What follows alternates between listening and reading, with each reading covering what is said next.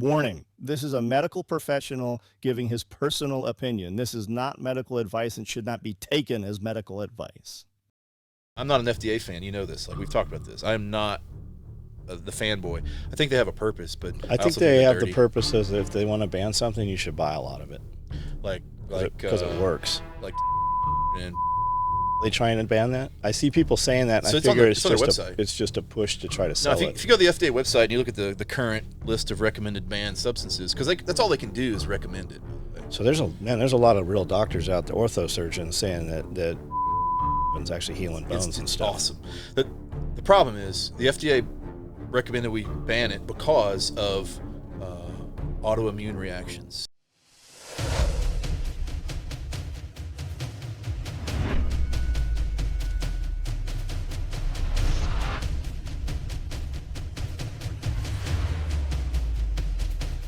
Okay, I good. feel like, are you going to hug me later? I am It's going to be weird. rectally.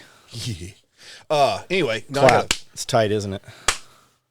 No, I was talking about your asshole. No, it sounds like a baby blowing out birthday candles. Like, Yeah, you've been live for about oh, good. 1 minute.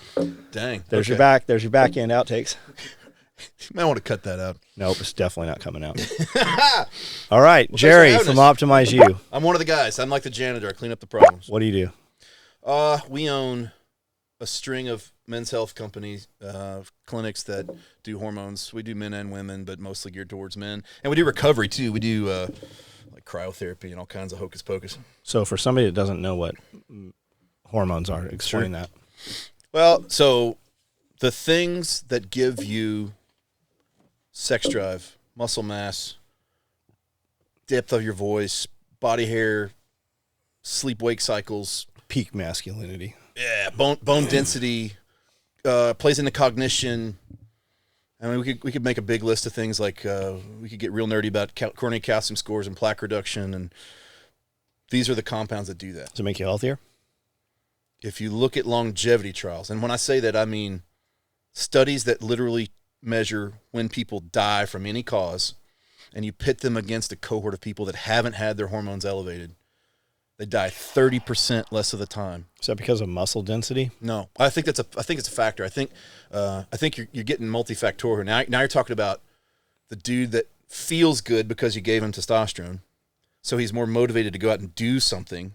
So now they're not only building lean mass, they're reducing insulin resistance. They're probably sleeping better because of all that. And now you've created someone that's more active, leaner, and has less plaque in their artery. That's a big deal. So it's probably multifactorial, not just because they are active. So does the plaque come from cholesterol? Oh, shit. So the pendulum has swung. And we used to think that if you had high LDLs, which is the low-density lipoprotein, well, this is bad. We want to block it with a statin, right? Well, They were trying to put statins in water in California. dude, let's talk about statins. Let's get into that for a second. Do you know where statins came from? Have you read the book, The Statin Myth? I'm going to give you a copy. If you No, of course I haven't. I'm going to give you a copy of this. Statins came from, one of the first times ever when the FDA approved these, relative risk and absolute risk are certain ways you can approve studies, right? So if I told you I had a drug that reduced heart attacks by 50%, wouldn't you want it? Sounds awesome. Right? But then what if I said, oh, by the way, it's really 6 in 10,000 down to 3 in 10,000? Does that sound as impressive? No. Okay. That's relative risk reduction. Absolute risk reduction is the 6 and 3 in 10,000.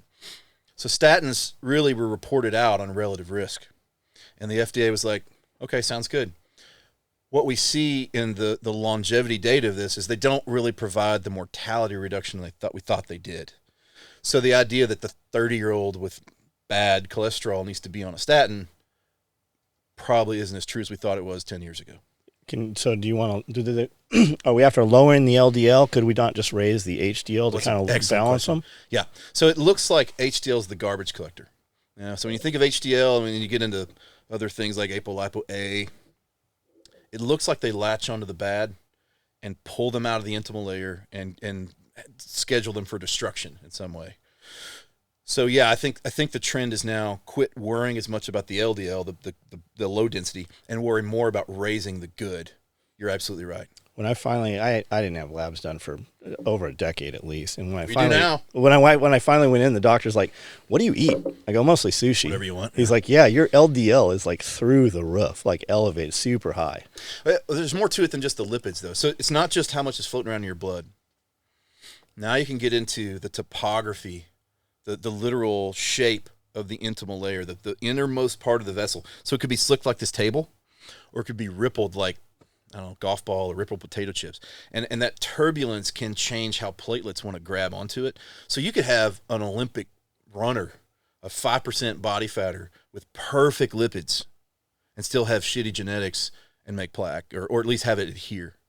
So there's somewhat of a dice roll here. So the plaque is the concern. It's one of the concerns. Okay. The topography is a concern. The plaque is a concern. The pressure at which the system operates a concern. The tonicity, so the how the vessels dilate with nitric oxide is a concern, or if they don't. So yeah, you're dealing with. Is testosterone a cholesterol? Yes. Okay, I remember hearing that. Every hormone you have is made from a cholesterol ester. Is D a vitamin? I think it's probably more like a hormone. Yeah, that's what I keep hearing. Yeah, I think it's a hormone. So, guy, I don't know shit about this. I only know. Yeah, you do. No, I only Dude. know the conversations that you. This and guy I've knows had. more than probably family doctors walking around. It's TikTok. Yes, I definitely know more than family doctors. Absolutely. So, what are your concerns with me? If you could give me advice, what would you tell me, knowing my full medical history and everything? I think we have to be careful with blood pressure in a very strict way as we breach that 50 mark. What's the 50? 50 years old. Oh, I thought you meant overall testosterone. Oh, no, I don't have there's no number in my head that, I think when you start looking at the literature behind when is enough testosterone. So my company employs a PhD, and this guy, you got to meet this guy. First of all, he was a SEER instructor. So he's a dude. Is he Grantham? He's bigger than Grantham. Grantham's looking pretty big nowadays, man. This dude's a beast. Yeah. Plus, he's got 2 PhDs and a mechanical engineering degree altogether. Why is he not here? I should have brought him. I have some cool mechanical pencils he'd be impressed by. Oh, he would be all over this shit. Anyway, so what I pay this guy to do is help keep us, the provider side, informed of the shit coming down the road, tear apart old studies that morons like me can't understand easily, because we can get into that too. Do you know the biggest taxpayer-funded study ever of any kind on American soil was that hormones? The Women's Health Initiative. And it was designed by a South African named Rousseau. And this guy... What were they trying to prove? It's a good question. They were trying to test whether or not women got benefit from estrogen, basically estradiol. But what they did, and what really fucked up the entire world, is they used Premarin. And Premarin is pregnant mare urine. It's a horse equus estrogen. So I'd always heard pregnant. And it created more problems. When you put foreign stuff in you that's not supposed to be in a human, and you have some outcome, surprise. Like, okay, I put turpentine in my body like I'm doing meth, and something bad happened, right? Okay, I put horse urine in my body, and something weird happened, like a blood clot. Duh. Is that what was happening? That's what was happening. Yeah. And so if you go back and read those studies, they were biased and tainted. Anyway, how far back were those studies? That was published in 2001. Oh, so not long. Yeah. Oh, it went for I think that one went for 8 or 10 years. So they started in the 90s. Yeah, I thought you're gonna be like 1943. And yeah, no. Well, that was Huggins. Huggins in the 40s. Huggins was the Nobel Prize winner to prove that testosterone caused prostate cancer. It proved it. The problem with the Huggins study is it had a limited number of people. I think it was 3. Is that current belief nowadays? No. Well, depends on who you are. If you're at the FDA, is that what's the real answer? If you're predisposed to it, it looks like there you go. So it looks like there is no direct correlation between giving testosterone and measuring some amount of prostate cancer on the back end. There's no direct correlation of a number you can predict because genetics. Just like we talk about women with breast cancer genes, there's likely a subset of males that have prostate cancer genes. There's something going on right now. I think it's a Harvard study, or maybe Mayo. It's called BAP, bimodal androgen pulsation. YouTube world, look that one up. I recognize androgen. Right. They're essentially giving 1,000 milligrams of testosterone every other week to active prostate cancer patients. Imagine that. And reducing metastasis rates. Why? It's probably estradiol. What is that? Estradiol is the estrogen that comes from testosterone breaking down into pieces. So the idea that testosterone causes prostate cancer, it's a tough sell if we can also treat it with testosterone. Isn't a little bit of estrogen good for the male body my to God. produce to prevent? This is where you get into the bodybuilding shenanigans of the 90s and the 80s, where Arnold and the gang ruined hormones for everyone else. They wanted to block all their estrogen. Why do bodybuilders want to block estrogen? It makes them look leaner. That's one problem. Secondly, they thought they were going to grow breasts, or like Cried said, commercials. Gynecomastia. Yeah, gynecomastia. Is that a real thing? I mean, I know it is. It's a real thing. Do you see it ever? I can tell you that in my clinics, unless someone has abused anabolics, which is a whole different discussion, or has a genetic trait for gynecomastia, I don't block people's estrogen anymore if I can help it. What do you consider abusing? Abusing anabolics? Yes. Long-term, uncycled use in big doses, enough to suppress your HDL and cause like collagen deposition into the wall of the heart. That's abuse. What would a big dose be? Of which drug? I don't know. Let's just go with SIP, testosterone SIP, like just a normal. I think as you get north of the trials where they did on bigger doses and they studied them, they cut off at 600 milligrams. What do you think would happen if I started running 1,000 a week? I think your blood pressure would go crazy, and I think you suppress your HDL if you're using an injectable doing that. Would I have a physical, viewable difference in the mirror? Yes. Without any change, just up in the dosages. Best I remember, at 600 milligrams with no exercise at all, spread out over 6 months, they got 10% on their bench max, one rep max. Were they puffy? I'm sure they were. There's a ceiling to that though. So let's say we take your estrogen level right now, your estradiol today. Boom. Can you do that right here? It'd be hard to do. I mean, we could taste it and see what. Matt, can you taste his estrogen? Probably. All right. For real? You take your baseline on. I thought that was Jason. Jason should be in here listening to this. I don't know where he's at.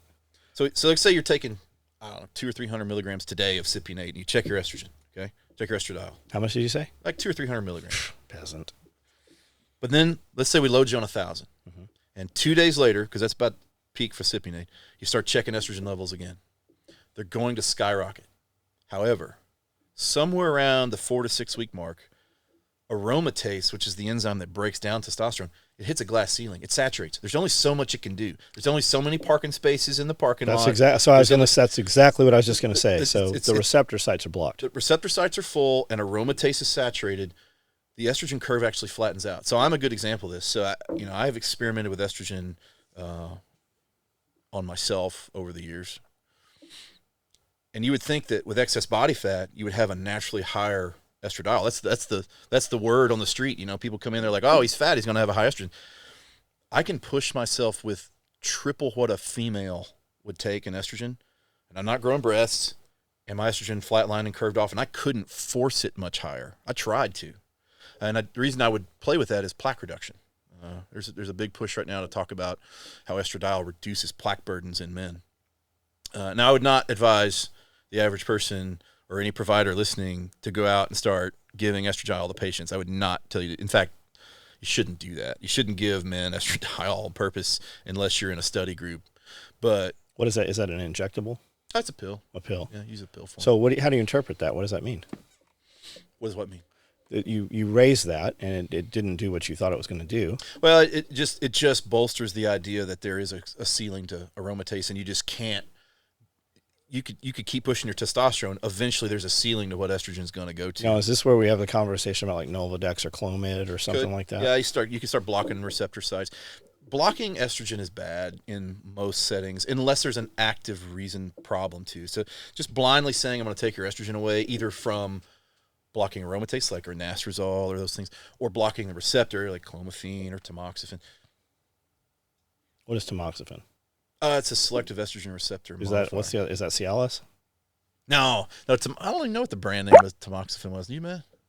It's been generic for so long. So when I started doing pellets, like I had done injectables as a teenager in 20s, right? But when I got back on real TRT, I was doing pellets. Guy working for me, he went to a clinic in Nashville. I don't know what it was, and they gave him testosterone, and it really messed him up. And he was emotional. His tits hurt or were leaking, no energy, just like completely. I'm like, like almost, maybe they might not have been leaking, but like completely wrecked him. happen. And what they found, what we found, was that the dosage was so low. He went and saw my guy, who we were using at the time, and he literally doubled his dose, and like overnight, all that shit went away. He was taking so little testosterone that it was spiking his estrogen. Does that sound maybe correct?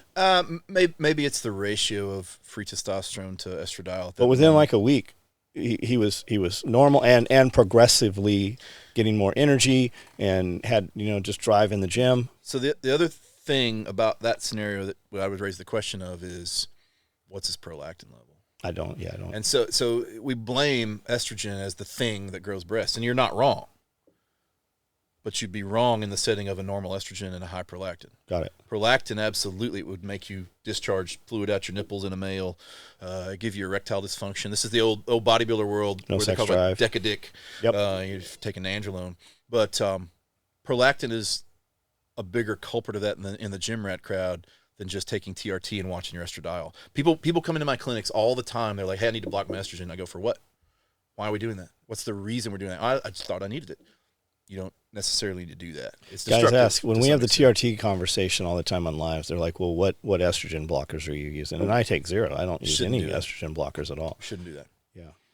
My Uh-oh. mic just jumped. Yeah, you just lost volume. We're back. We're back. Power surge. The government's listening to me, dude. I knew they'd come tonight. They're on. So what about growth hormone? In what format? I don't know. Just tell me about growth hormone. Like, because for a man, most of the people listening to this, they know TRT is kind of a household name, and they know testosterone and such. And everybody wants to talk growth hormone, but nobody knows why they're using growth hormone.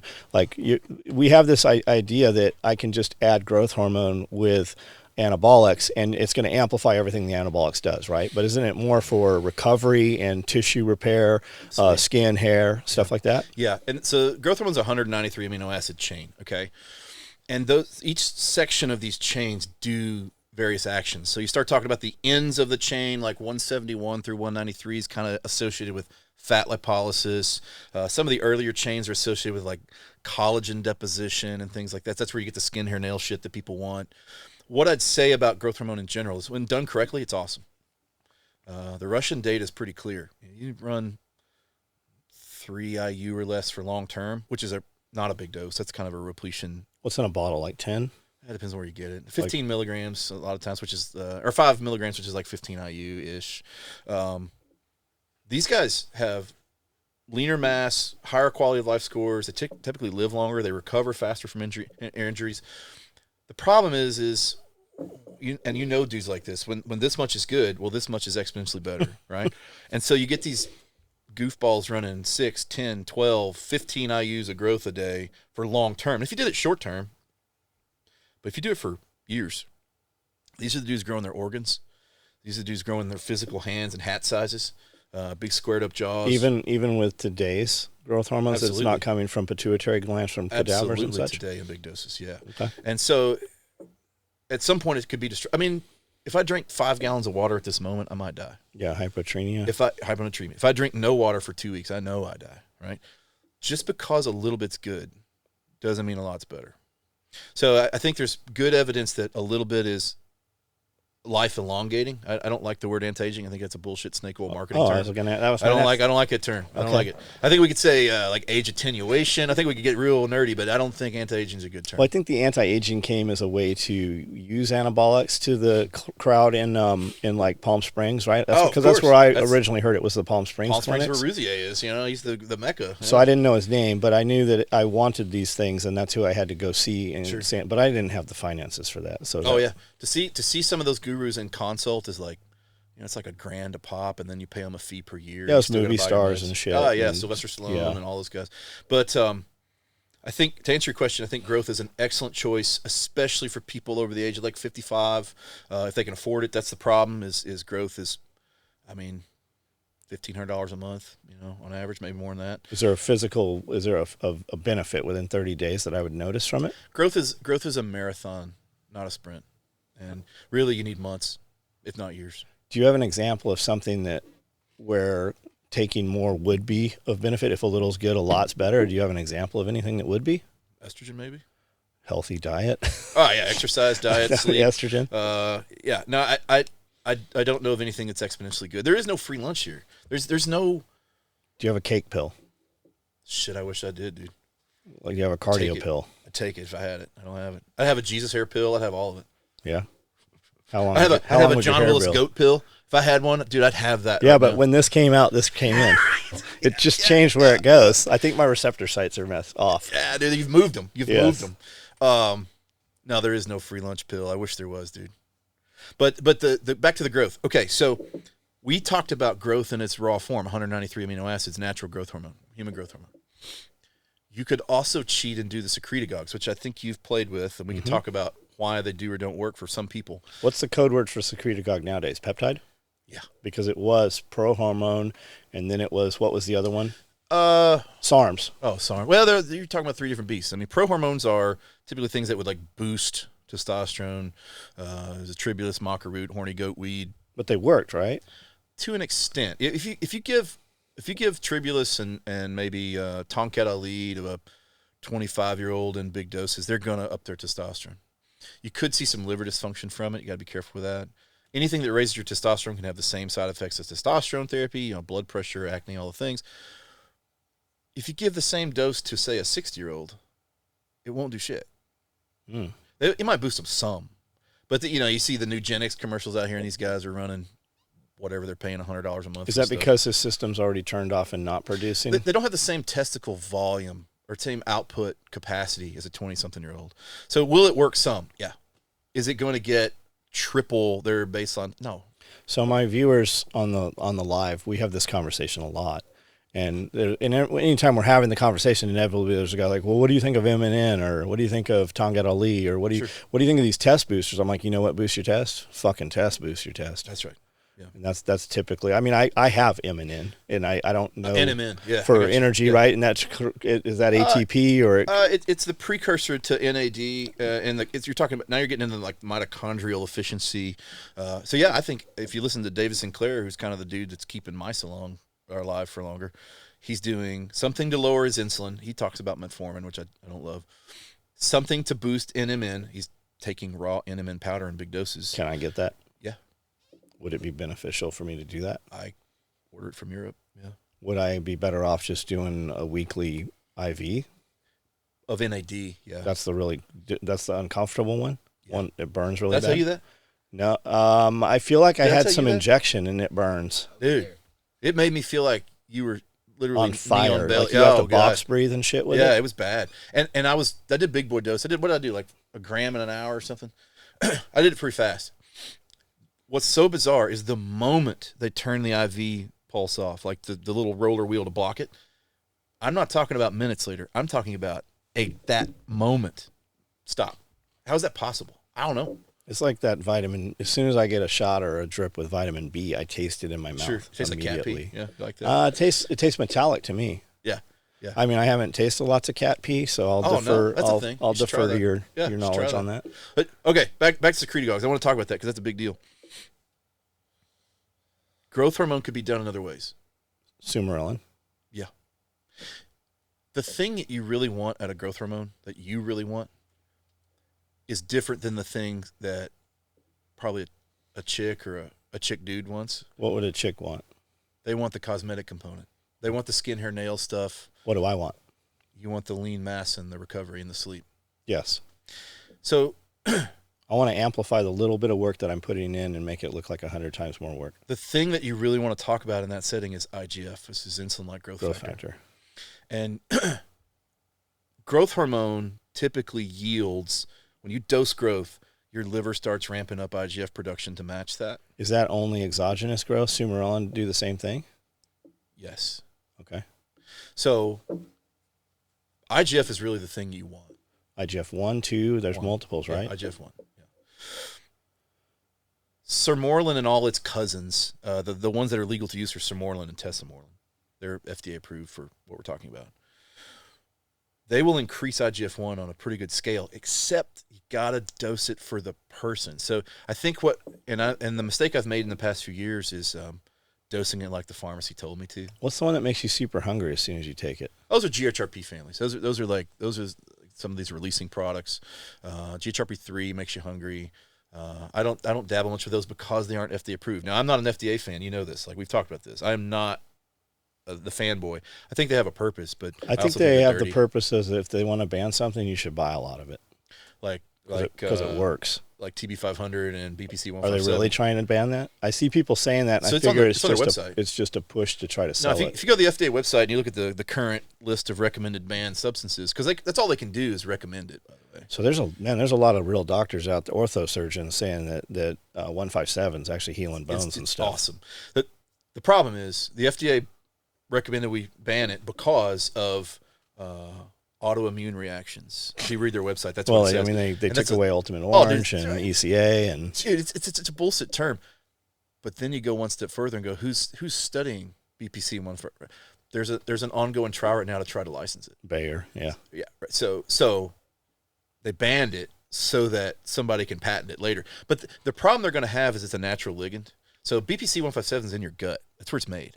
It's in you right now. so Rumelin or what's it, Grumman or something, Oh, Grillin? ghrelin? No, it's not ghrelin. It changes how you turn over your skin cells in the gut to try to prevent ulcers. Body protection compound. Yeah, BPC. Yeah. You can't patent a natural ligand. You can't patent testosterone. You can't patent human growth hormone. You can't. You can patent the delivery system that it's in. So like saline suspension with a preservative. All this weight loss shit that's out right now, semaglutide, Ozempic, Wegovy. The reason that there's Ozempic, Wegovy, and Rybelsus, they're all semaglutide. They can't patent semaglutide. They can just patent the delivery. So the same thing will happen with BPC. Somebody will develop it, come up with a commercial carrier, patent So it. I take BPC 157 with TB 500 Awesome. injectable. Yeah. Every day. Yeah. I use Sumarone. Sermorelin. I take that with the one that extends it to 4 hours. There's something you match it with. You're talking about DAC, drug No. affinity compound? No, there's another numbered one. MK677? No, it's injectable. I take it right before I go to sleep. CJC 195? Yes. Or 1295? Yep. So I use both of those in the same insulin syringe. I like it. I just can't prescribe it to people because it's not FDA approved and I have to tiptoe. But Understood. if it was me personally or you personally, cool. I find that I sleep much better with it. So that's where you get into why you want growth and And why I- you want IGF. And I take no carbs at 2 hours before that. Right? Yeah.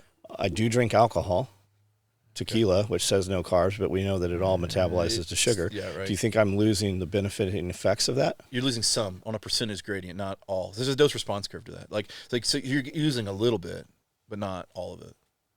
IGF competes with insulin as you're talking. Now you're getting into like myostatin and literally building of muscle.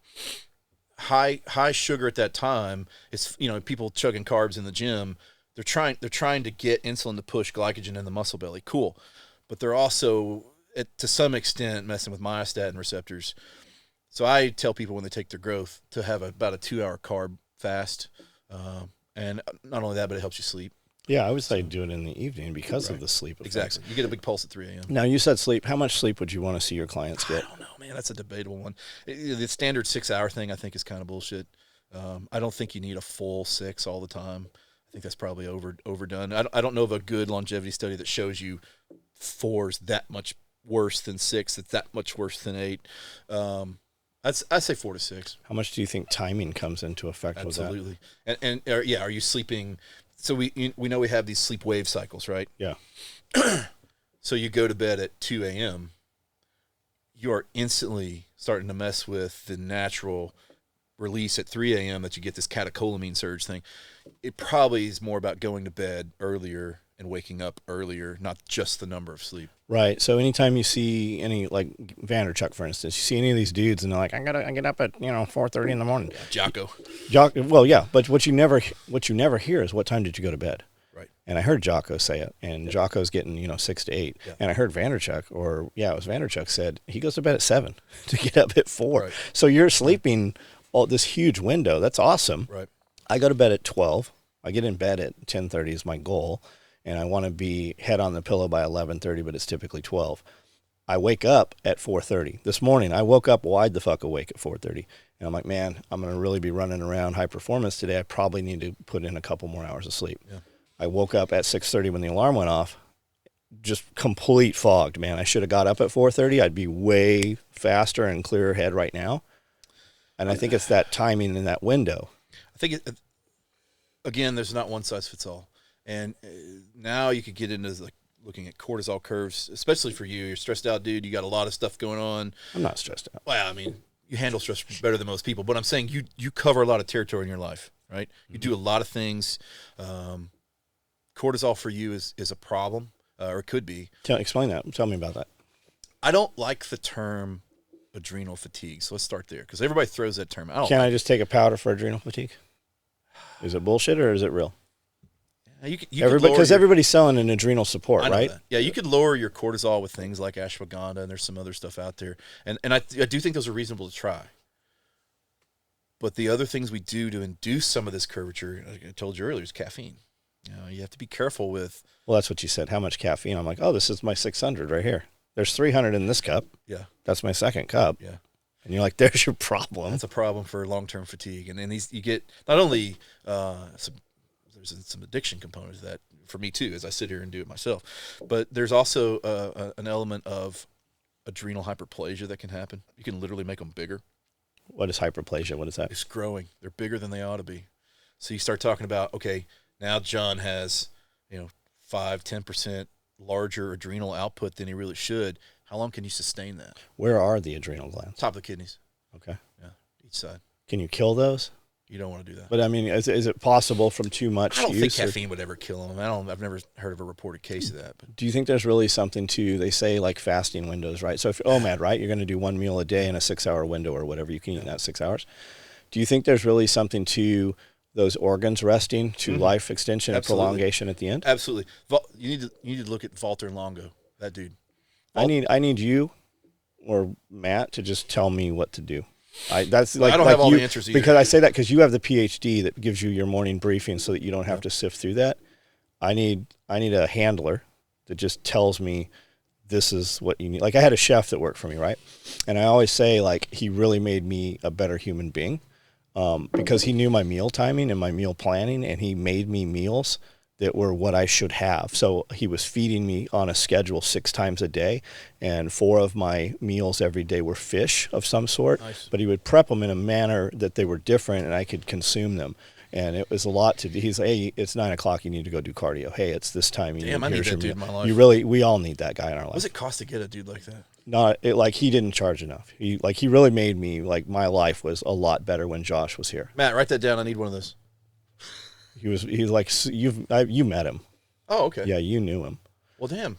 He has multiple sclerosis, so he's not able to work any longer. We had a lot of conversations about this, and he's in the Blue Ridge Mountains now. Relaxing. Yeah. I'm not kidding. I do need a dude like that. But you do, absolutely. You need a corporate chef. Absolutely. Yeah, and we're thinking about doing a corporate workout program. You absolutely should. So like a person that comes to the office at a given time. Hey, it's time to work out. Come on. And schedule it out so we just all work out at the same time. Yeah. Think about that. I mean, look at what First Form does. I know. Look what Jocko does. Yeah. Yeah. Well, now, does he bring a crew in for his people, or do they just do it? I think they just do it. Yeah. But I mean, all those dudes. I mean, does it look like they don't work out? Right. Yeah, Every one of them. It's built into their life. Yeah. You know, did you know Keeling's back working out with Jocko and those guys? Yeah. Of course he is. Shout out to Jocko and my friend Keeling. Yeah, man, that gym burnt down. Did you see that? The big gym burnt down in San Diego. What's the name of that jiu-jitsu place that Keeling goes to with him? The big one burnt down, and Jocko was there. You could see he was a little broken by it, right? A little, like, you could hear it in his voice. And he's like, the building burnt down. Is it Victory MMA? Those guys? I don't know. I just woke up one morning and I'm like, holy shit. And that typical Jocko, good. We'll rebuild it. Good. This happened. But that's it, right? Oh, you're having a bad? Good. Oh, this went wrong on this one? Good. You know what my favorite part of Jocko is when people ask him, like, how do I not be fat? What's his answer? He'll look at you and just go, don't be fat. Yeah. In his Jocko voice. I love that dude. Him and who's the guy that runs around with him all the time? His partner in there. Yeah. Love those dudes.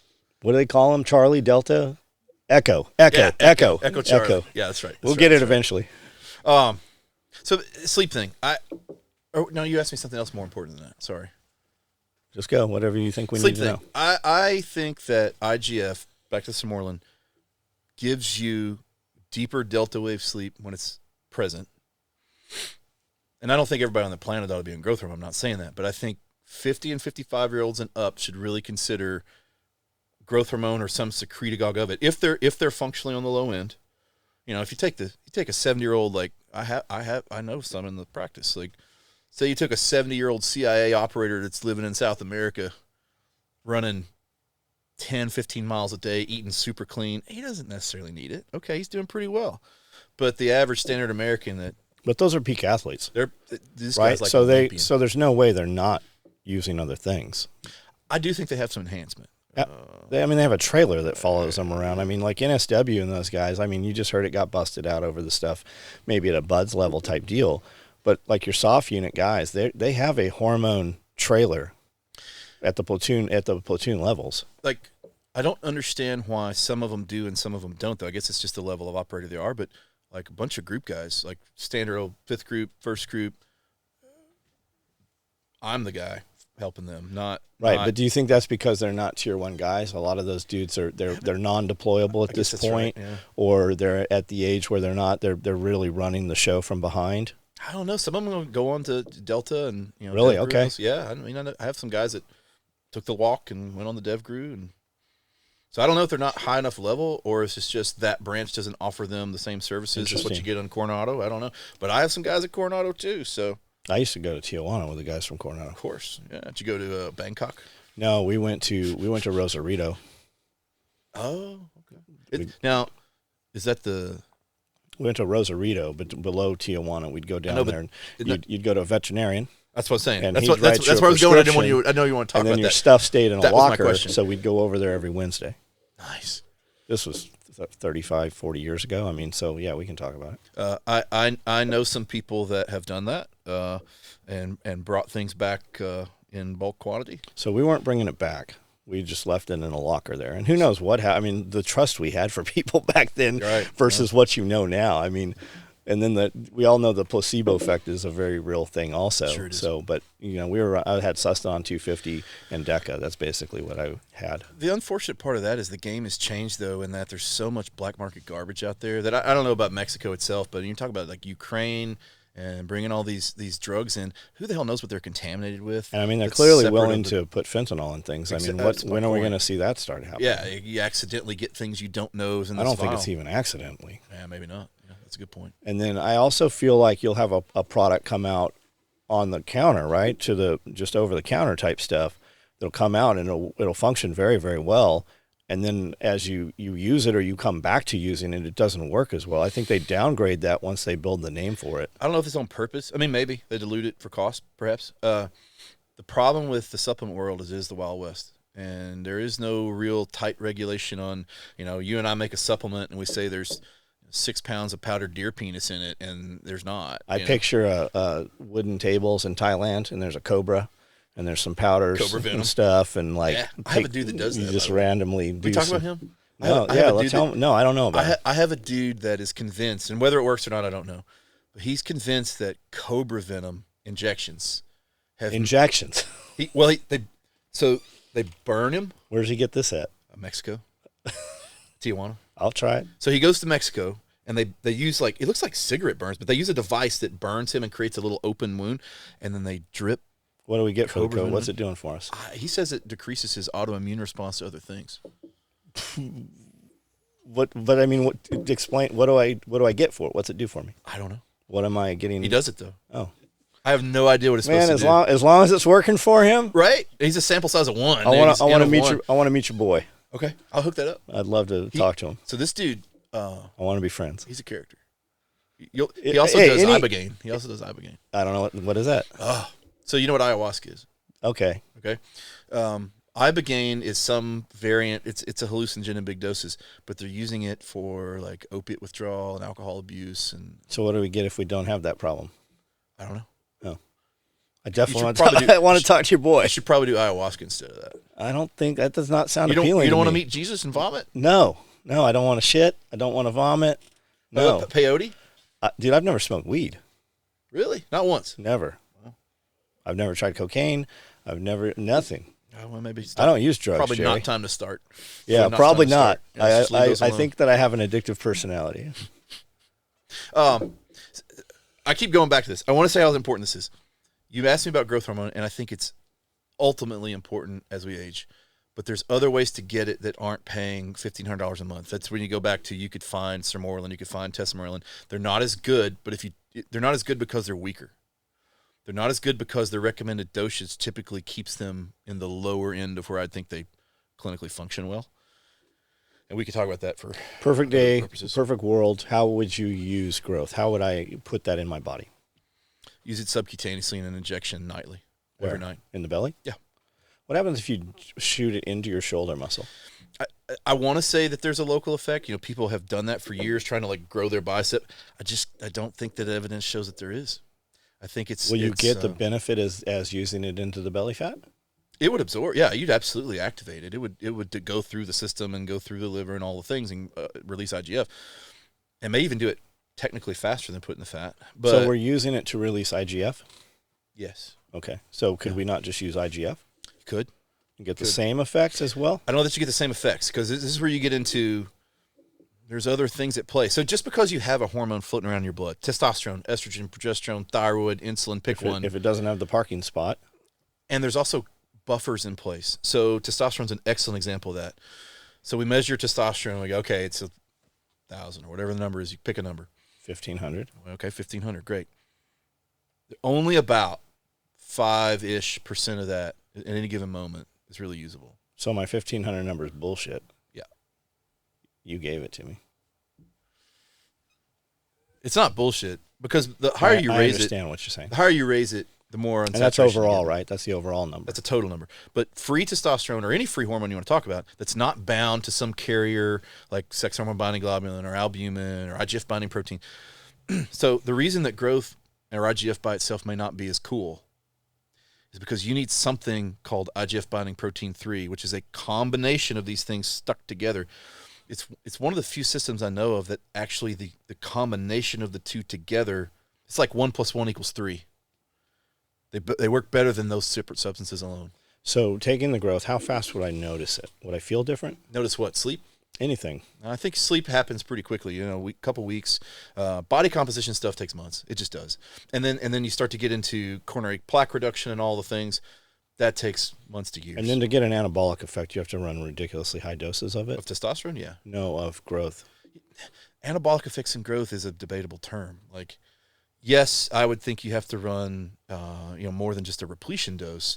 But that's the term anabolic and growth hormone. I have a kind of. Can I eat just before bed and use growth? No, You would weaken it. it would. Yeah, you'd weaken it. Even if you eat protein, you're still weakening it some. Is there any reason for somebody not to use growth? What age group? Pick one. I think you have to be careful with people that still have open growth plates. So you give it Okay. to a young dude, you're going to make them bigger. Taller. Yeah. So do you think if somebody had taken MK677 while their growth plates were open, they would have been taller? Do In the biggest doses, yes. you notice how tall my son is compared to me? Did you give him MK? He might have had some. That's awesome. Really? Do you think that could be the effect of it? How old was he when you gave it to him? 14, 13? Potentially. Yeah. Yeah, you have to use big boy doses. But yeah, potentially. What's a big boy dose? What does he weigh? He probably weighed 100 pounds. 50 milligrams for him is a lot then. Yeah. That's the other problem, though, is assuming your stuff's good. Oh, my stuff was good. Probably was, yeah. But, if you go buy 4 different brands off Amazon, show me. This was prior to Send it for yeah. HPLC and tell me they're not So we bullshit. were selling SARMs, and then all Oh, okay. the nonsense went on. And my website actually shut my entire website, my credit card processing, merchant accounts down over pharmaceuticals. So we immediately removed the SARMs. Yeah. And we actually had to reset up a whole new website. And then we were selling supplements, and they had an issue with vitamins and supplements, just over, normal over-the-counter shit. Sure. So we just stopped selling all of that stuff, but I had all the inventory of it, right? I still have bins full of that You have stuff. to be careful with SARMs. It's not that they're bad. I know where mine came from. I think we've talked about this, though. SARMs can be hypothalamic suppressants. So if you take them long enough, if you park all the cars in the spaces long enough, you start to down-regulate other things. The brain goes, okay, cool, I'm gonna make less of this. The receptors start to die off. SARMs in small cycles may be beneficial for like muscle gains and things, but SARMs long term. Do you know why SARMs were invented? No. Male birth control. Do they do that? They didn't complete the FDA trial because I think it failed, but it could. So I never had a child while on Sustanon and Deca and Cypionate. Never had a child, but I have 7 children, and they were all conceived immediately coming off cycles. The idea of permanence is weak. The idea that you take take tren out of this equation, but every other thing we could talk about besides tren. They are suppressants, and they do suppress your hypothalamic axis, and you absolutely can see 0 sperm counts in those guys while they're on. But really, in most longevity trials, with those things, you only lose about 20% of your testicle volume, no matter what duration. But literally, the number was 17%. Now, when we say testicle volume, are we just talking size or actually function? Both. Okay. Yeah. But HCG blocks that? It doesn't block it. revolumizes it size-wise, right? It's like a seatbelt in the car. Like, does that save every life? Now, with HCG, does that I watched a bunch of videos about HCG and stuff, and it said that it raises your volume of semen. But then when I sent that to Pierre's like, no, that doesn't actually raise your volume. You keep your real volume from decreasing the load, right? The amount that comes out, it doesn't increase it. It just helps you maintain what you actually had. No, it's absolutely a fertility drug in big doses. So you get up around the 5,000 IU mark per week, you're absolutely increasing your sperm count number. Okay. Absolutely. Okay. Yeah. I've done it probably 2,000 or 3,000. Well, I'm talking volume coming out the tip of the dick. Well, okay, you're talking about sperm. So the volume is not only related to the amount of sperm, it's also like there's spermatic. There's prostatic fluids. There's all kinds of stuff inside of that act as nutrients and buffers and lubricants for. I'm talking like the semen. load that goes on her back. It'll increase that too. Okay. So does cabergoline, by the way. What's That's that thing a good you like? Lock and load. Lock and load. He's got some pills. Gorilla Mind. Flip it over and see if it's got cabergoline or something in it. Yeah, sure it does. You know, more plates, more dates. Oh, yeah. Yeah, that's his product. I love that guy. I do too. I was actually going to show you. I want to be friends. Yeah. The problem with doing those products, so cabergoline, for example, it lowers your prolactin. And so I'm not saying that's a bad thing for like a dose for like a fun weekend. You don't want to have ultimately low prolactin for like months or years at a time. You get into all kinds of wacky stuff doing that. So just because a dose is good, because this much is good, doesn't mean I should take 3 of them every day for a year. It doesn't mean that. Because the endocrine system is interesting. You might have some downchain stuff that you don't plan for. Erectile dysfunction is on the list. How about you just have a guy come here every day and just put what I need in me? Because if I have it here, I'm definitely going to double it. Right. So more plates, more dates makes a non-stim pre-workout, which has an effect like Cialis. Sure. They probably have high dose citrulline in it. Citrulline, that's exactly what's in it. Yeah, his citrulline. That's why the Machados and the Gracies would eat watermelon before they'd grapple. I love watermelon. And everybody thought it was for the sugar, which that is a part of it, but it's really for citrulline. So they can breathe better on the ground. Yeah. Interesting. So me personally, arginine doesn't do good orally. So citrulline is superior to arginine until you talk about injectable. But really, that's why I love Cialis, is because you get that vasodilatory effect. And now we go out and roll, and I can go an extra couple minutes because I have Cialis on board. And then a quarter tab of Cialis is good for prostate. Absolutely. It's approved to shrink prostates over time. It lowers aldosterone, so you can lower your blood pressure with it over time. Cialis is an excellent drug. Is there a timing when you should be using it? The half-life is long enough with Cialis that you could dose it like every other day and be good. So I take a quarter right before I go to bed. Fine. That's when I take vitamin D also. Yeah, cool. Right before problem. bed. As long now you're getting into like pH of the gut and absorption, but You think I should not take it before bed? are you eating? What are you doing? No, Eating 0. 0. Well, I mean, I have some tequila. That's probably fine. What's your vitamin D level? I guess at the end of the day, Super high. You're the one that gave it to me. right? So yeah, if your vitamin D level's above 80, you're fine. I'm taking 30,000. Love you for that. That's awesome. You should probably check yours again. He did. 30,000 a day. Well, I take 3 tabs or 10,000s, I think, In the summer, that may be a bit north in of what you olive need. oil. Yeah.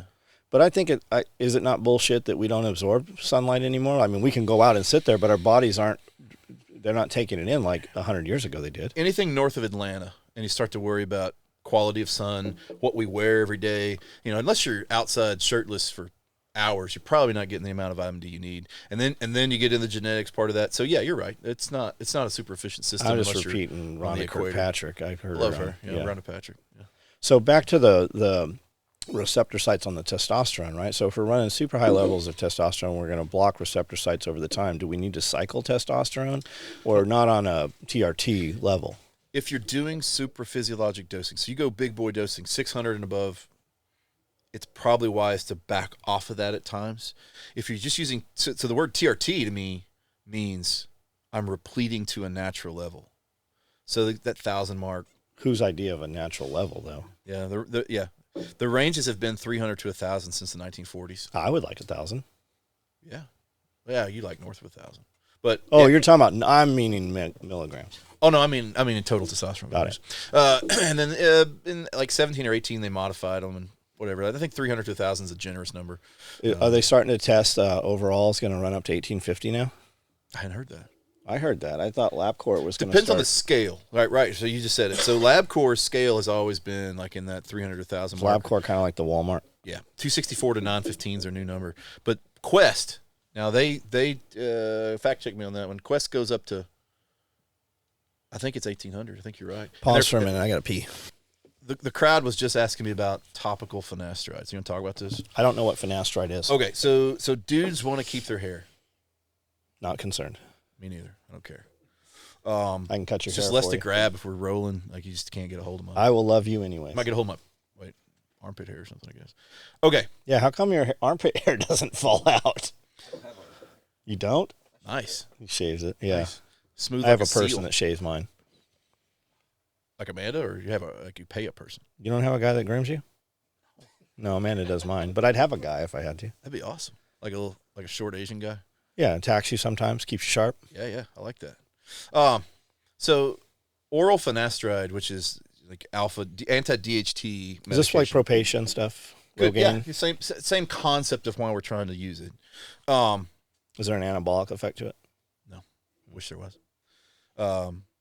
When you start undoing DHT, so there are gurus that are way smarter than me that would say testosterone itself matters less than the things that come from it.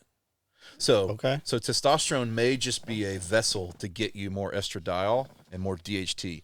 When you talk about the receptor and like this lock and key mechanism of hormones plugging into it, testosterone does that on like let's just call testosterone the standard and say it's a 1-to-1 ratio, okay?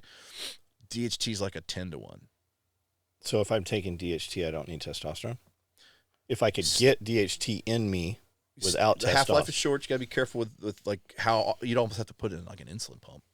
I don't want that. Right, you don't want that. Can I not just plug into a USB and download it a little bit? Yeah, you could put like DHT suppositories in, I guess, all the time. I might be willing to do that.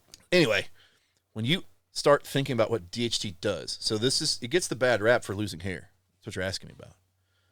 But DHT also has its own role of building muscle, dilation for erections, reducing coronary calcium scores, changing cognition rates. So this is where you get into the mental clarity, absolutely. verbal fluency. There was a learning. study done. I think it was somebody fact checked me on this. It was like University of Oklahoma in 2009 or something. They had a test of estimate the distance from here to there. What do you think this object weighs? Remember these 5 words. It's a cognitive test. People that had higher testosterone and subsequently higher DHT levels scored better on the test than the group that didn't. Don't know why. I can just tell you they did. So when you start undoing that, and you're taking these drugs to block that effect, you are taking away the good things testosterone and DHT do, just for cosmetic reasons to stop some hair loss. If you have the genes to lose hair on your scalp for the 5-alpha reductase gene, you're eventually going to lose hair anyway. I don't care what you do, Elon. I'm talking to you. Will Like, this it's gonna help happen again, bro? Will this help with future dementia and Alzheimer's in any way? DHT and estradiol reduce the tau plaques associated with Alzheimer's. Where does it go when it frees it? I guess you clear it probably through your liver, probably poop it out. Okay. Over time, yeah. Tissue macrophages also eat some of that stuff, so like it dissolves it with hydrogen peroxide. So over no time. concern like a clot or anything from it. No, I'd say you reduce your clot risk when you reduce that plaque burden. So are they dosing high levels of this for patients that are starting to show signs of this in any way? It should be. I was at a conference in Arizona where they were talking about a trial that gave Alzheimer's patients hormones to try to to improve their cognitive function. Yeah. They also gave them thyroid. We can talk about that too. But DHT. So you're taking drugs to block DHT because you want to keep your hair. You're undoing most of the good that testosterone can do when you do that. I had an attending, I won't say any names, but I had a super nice lady. She was going through a divorce with her husband. They were in their 60s. She had been giving him finasteride. He wound up with Peyronie's disease, which is bent penis syndrome. It starts to look like a curve, like a fish hook. He sued her during the divorce for malpractice. Wow. And freaking won. Was she a doctor? Yeah. Oh. And so, she prescribed it to him. And so, one, don't Why treat didn't your you family just- members so you can help it. Why didn't you just keep taking it? It seems like it fixed the problem. But two, I'm really gun shy about it. And so the question was raised by the group: can I take it topically, like put it right on the top? Yes, you can. That's way less invasive and dangerous than the oral. But I would just tell you, Do you feel you are a little bit? you're prolonging the inevitable. I feel a little bent. Yeah. A little bent. It's Yeah, the like lowest that. dose I can possibly put. Understood. There's Why- other things that you could do that are interesting that aren't finasteride. Why are you taking it? I just don't want to lose my hair. Hair. I've been using minoxidil. Yeah, for so that's 20 years. that's trying to get blood flow to the follicle. It's cool. That's fine. But the other thing you could do is antifungal shampoo like ketoconazole. Has a slightly anti-DHT effect. Yeah, there's even dudes that take their wife's birth control, which is synthetic progesterone, crush it up and put it on their scalp. Works decent. Did HCG really come from pregnant women urine? No, it's synthesized and it's like bacteria. Was it ever? Probably. Yeah. Yeah. HCG's cool. How come they used to when they found out a woman was pregnant that said a rabbit died? Is that real? I have no idea what you're talking That about. they used to take urine from pregnant women and put it in a rabbit, and if the rabbit died, That's she like was their test. pregnant. Cause clots or something probably from like a ROGAM, maybe like a R factor or maybe. I don't know. That's a cool one. I used to see it on Maybe TV so, shows actually. all the time. You may be right about that. That could be real. Oh, I'm but, definitely right. but if they were RH negative, then the rabbit wouldn't die, but you'd still be pregnant. Maybe. I don't know. You used to see it like Laverne and Shirley and stuff. They'd Well, then say you know it it's in gotta there. be real. Yeah, absolutely. Shit. Okay, so earlier we were having a conversation and thyroid came up, and I've never used any thyroid stuff at all. Sure. I know a ton of people do. Where would that come into play for a man? I hear it in women all the time. So, thyroid is an interesting one in that, as a society, as a whole, as we get fatter, as we get lazier, as we eat all this endocrine disrupting stuff, microplastics, we can get into that. Scully's in the room. We could talk about phthalates and stuff, drinking out of plastic water bottles. So diet. Because you big Berkey, right? You still Berkey? Would you recommend that every man should consume like a dozen Diet Pepsis a day? Absolutely not. I think it's a bad idea. One? Probably. Do you want me to punch you as hard as I can or just as soft as I can? So 1 Pepsi or 12 Pepsis. I mean, it's your choice. I feel like thyroid is right. Yeah, I feel like thyroid is probably the untapped energy boost, plaque reducer, and uncoupling agent that helps people function that we don't use enough. And the reason we don't use it enough is because it's faux pas. Just like testosterone over the last 20 years has been like, oh, don't, you can't write you testosterone. It's dangerous. We can't do that. Thyroid's the next version of that. And the Endocrine Society really suppresses people like our clinics using it, and I have to tiptoe around their guidelines because they don't want you to suppress the TSH to zero. But Is that because of money and sales? I don't know why.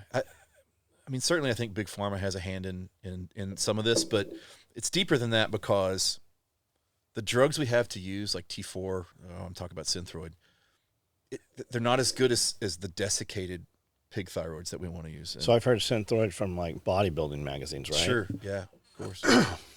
So endocrine system, when we talk about endocrine disruptors like chlorine, bromine, chloramine, stuff that they're putting in your water, those keep your body from uptaking iodine. Is that correct? So we should probably dose, because I dose 5% iodine and I use 2 drops of it every morning in the first drink that I make. Sure. Will that kind of counter some of those endocrine disruptors? I hope so, but I can't tell. I can't prove that. Okay. The problem is there's not been a good randomized control trial to tell us whether or not you are actually enhancing longevity or whether or not you're just taking iodine for no So it's reason. longevity, it's not performance. I think it's some both, but I think the game changes. So if you're talking to a 30-year-old, they want to talk about performance. If you're talking to a 50-year-old, they want to talk about longevity. Well, I want to be a 50-year-old that works Looks like like a 30-year-old. 20-year-old. Yeah, sure. So you want both, right? And yeah, And I have patients eat Brazil nuts okay. because it has selenium in them. Okay. And so now you're talking about enhancing thyroid function without having to reach to iodine sources, because too much iodine is a bad thing. This is why you got to be careful with even iodized salt. Okay, so if I take too much iodine, how am I going to know that, or what's that going to do to me? You could start to change how your thyroid functions in terms of T3 and T4 output. Okay. You could also, there's also irradiate the thyroid with iodine. Like when you have a thyroid cancer, Yep. you can irradiate yourself with iodine, so it burns out the thyroid function.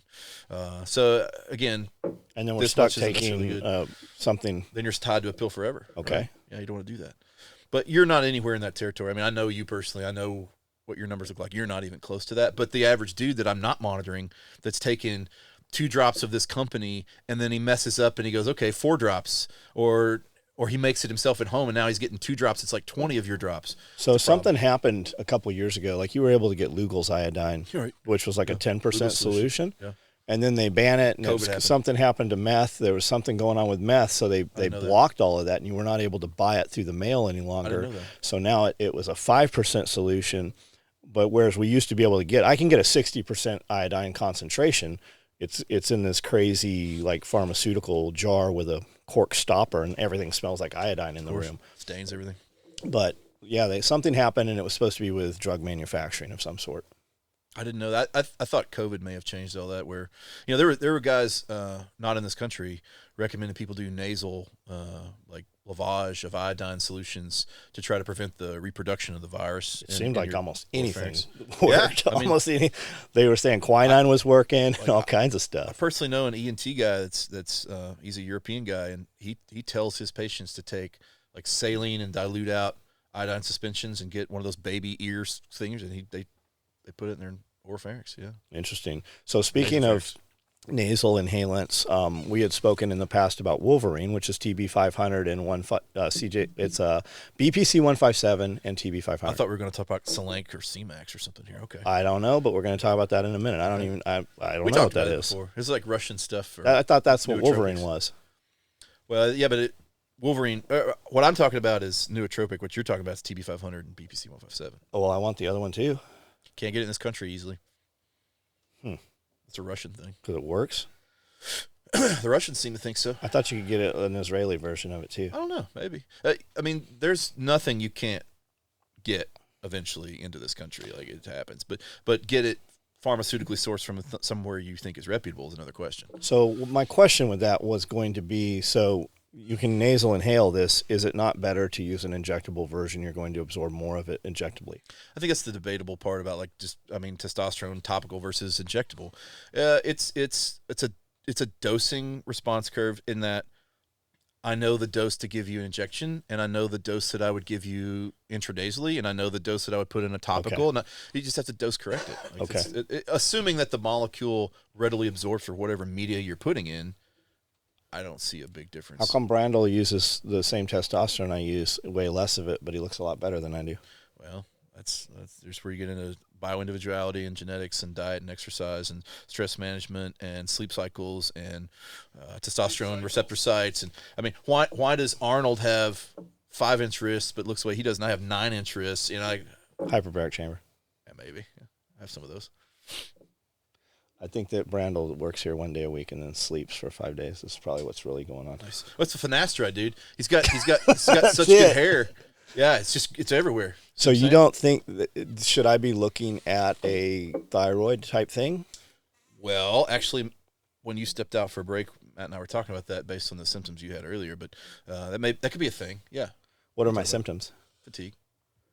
I don't know that I can sleep longer than I do for sure, but I feel just like we talked before, a year ago. You're like, how do you feel? I go, I feel like my stuff's not working. And that's when we discussed, what do you think about going back to intermuscular? I said, I've always thought intermuscular works better. If you lined up 100 dudes and you gave them all, or you set them in groups and say, okay, I got 100 dudes doing topical, I got 100 dudes doing intramuscular, I got 100 dudes doing nasal spray, I got patches, I got pellets, I got sub-Q usage, you're going to find some within this group that say, nah, I like this version better. And you check their levels, and maybe they're within a margin of error, but you go, okay, you like it better, so let's use it that way. Yeah, how much of that could just be placebo? Does it matter what the reality is if the placebo works? Exactly. So Okay. a big percentage of it is you perceive it that way, so I roll with it. Because at the end of the day, The active metabolites are about the same. The risk profiles are about the same until you start looking at different formulations of testosterone. Now that changed the game. So let's say you like injectable and you're using cypionate, enanthate, undecanoate, propionate, pick one. I don't give a shit. The esters themselves, the chemical benzyl rings on the front of the testosterone. So raw testosterone from your testicle, its half-life is like hours. It's short. Okay. The reason injectables are popular is because they sandwich an ester, these chemical aromatic rings on the front that make it last longer in the bloodstream. Okay, so now a dose gives me days, maybe a month if you're using undecanoate. The problem with that is there's other down-chain stuff. So I gave you a Christmas package, and inside it was testosterone, but all the wrapping paper and shit on the floor we got to clean up, right? So your liver has to clean up this ester after it unpacks the testosterone. The ester upregulates something called hepatic lipase. Hepatic lipase influences how you do or don't make HDL, your good cholesterol. So dudes that take injectable esters, all of them, I don't care which one, pick one, over time will reduce their HDL burden in a bad way. That's why I push cream in older dudes. Cream doesn't have an ester. There is no hepatic lipase uptake or dysfunction. That's the carrier. It's just a lipophilic carrier. So you said I like injectable in this flavor. Most of the time it's interchangeable. So like in a dude like you, I could interchange any version of testosterone you want and probably make it work good enough. What's the difference between the enanthate and the cypionate? Okay, cypionate's got an extra carbon on it. So cypionate's the gold standard in the United States. It's like a 27 carbon, where testosterone's 19, so it's 19 plus the ester. Enanthate's 1 carbon short of that. Why does that matter? It holds less water. When the ester is shorter, you hold less water. I typically see lower blood pressure trends with it. For every 100 milligrams of cypionate you inject, there's like 68 milligrams of actual testosterone. The rest is ester. For enanthate, you're getting up into the 70s. I think it's 73 or 4. Is that clinically relevant? Does that matter? No, but the blood pressure does. I don't care if it's great fucking popsicles that increase your blood pressure. I don't care. If the blood pressure's up, that's a problem. And people, you go to your family doctor, you go, I want testosterone. And they go, oh, no. It's going to cause you a heart attack. If your provider says that to you, the question you should ask instantly at that moment, don't even hesitate. What studies does that come from and what format of testosterone was used for that? I tell people if you're with your provider, your general family practitioner, and they give you one testosterone number, you've got the wrong guy. Yeah, I don't disagree with that. But if you pose that question to your typical family doc, there's some excellent family docs out there. Like, I'm a Ken Berry fan. I think he's a great let's be dude. real. Most of them are not. Most of them. So if you told me that I have to be an expert on 150 different diseases at any given moment, it's hard. But if you said, I need you to know like 3 diseases forward and backwards and only the drugs is okay, I got that. I can do that. People like our clinics, there is no telling how much money a year I spend on just continue. I employ a PhD, for God's sakes. Outside of going to more education, outside of trying to stay on top of the literature is coming, it's hard. You cannot get your family doctor that's trying to see 60 patients a day be a hormone expert. Like, you're a car enthusiast. You like Porsches. Do you know everything about a BMW? No. Fuck no. No. Like, it's hard, dude. They're harsh. I don't want one. I'm saying, like, so when you go to your family doc and you pose that question, they'll have a blank stare back at you because they haven't actually looked at a study in probably 20 years. It's not their fault. But the deeper problem is we're withholding it from men. We're not giving it because we think it's dangerous. But when done correctly, it's actually the opposite. You have less mortality when you do this correctly over time. So we've seen several companies over the years. Well, we've seen it happen over the decades, but recently, over the last few years, we've seen companies with products pulled off. We've seen friends go to prison over active ingredients in products. Yep. And then you hear that they were putting steroids in there. The actual like oral anabolics were in some of these products. Do you Sure. believe that's the case? Especially in the 90s. I mean, you could even buy old school D-ball at GNC for a while. That's always, D-ball's always been little blue pills that are oral. They're in different colors. Yeah. But the problem is what they would do is, so you take a compound like D-ball and they put a methyl side chain on it. And back in the 90s, 95, they outlaw this compound that we made. So it's the difference between meth and Adderall. Yeah, it's They just just it's a cha- side they made chain. a different It's salt. exactly, it's a side chain, and so they just keep putting methyl groups on the side and calling it a new compound. It's still at the end of the metabolism cycle. D-ball, sorry, hit the mic there, and that's what was causing problems with people's livers and things. And so then they just wiped them all out and said they're illegal to produce. Do they work as awesome as everybody said they did? Pretty good. I mean, the oral problem has always been liver. Even in things that are still available today, like weak ones, a mixed androgen anabolic like Anavar. I was just going to oxandrolone. ask you. Say, I think it's an excellent drug. There's no question back from the 40s and up, there's good literature on what they do for burn victims and diseases of atrophy like HIV patients and MS patients and things like that. They work really good. The problem is monitoring the side effects, and you have liver dysfunction in big doses of Anavar. Now, it takes a while to see it. So if you ran, I don't know, pick a number, 50 milligrams total a day of Anavar, what's a pill typically? 25. So if you did 50 milligrams, so 25 twice a day for, I don't know, 2 months, 3 months, you might see a little transaminase bump, like a little bit of liver function decline. But it's the geniuses out here that are like doing 100 milligrams for 6 months with no off cycle, and then they have a problem, and then they show up at the hospital, and the physician goes, well, I didn't know much about Anavar, but now I see this guy, so Anavar's in my head bad. Got it. It's confirmational bias. What's the outcome from Anavar? Why would I want to use that? Well, it's a mixed androgen anabolic. Or why would So a person you want to could use lean up and have a little more. It's a weak anabolic. You have lean up a little bit, a little muscle mass production. If you had a big trauma like a burn, I'd absolutely want you to have Anavar for a few months. So would to that be heal it. good for recovery of other things also? Absolutely. Why do females like to run Anavar? Because it's a weak. So they don't get the same hirsutism, like they don't grow mustaches as easily, or they don't have a big squared up jaw, or make their clitoris bigger, unless you want that kind of thing. It's weaker and milder, so they can tolerate it. Does it add to sex drive? Yeah.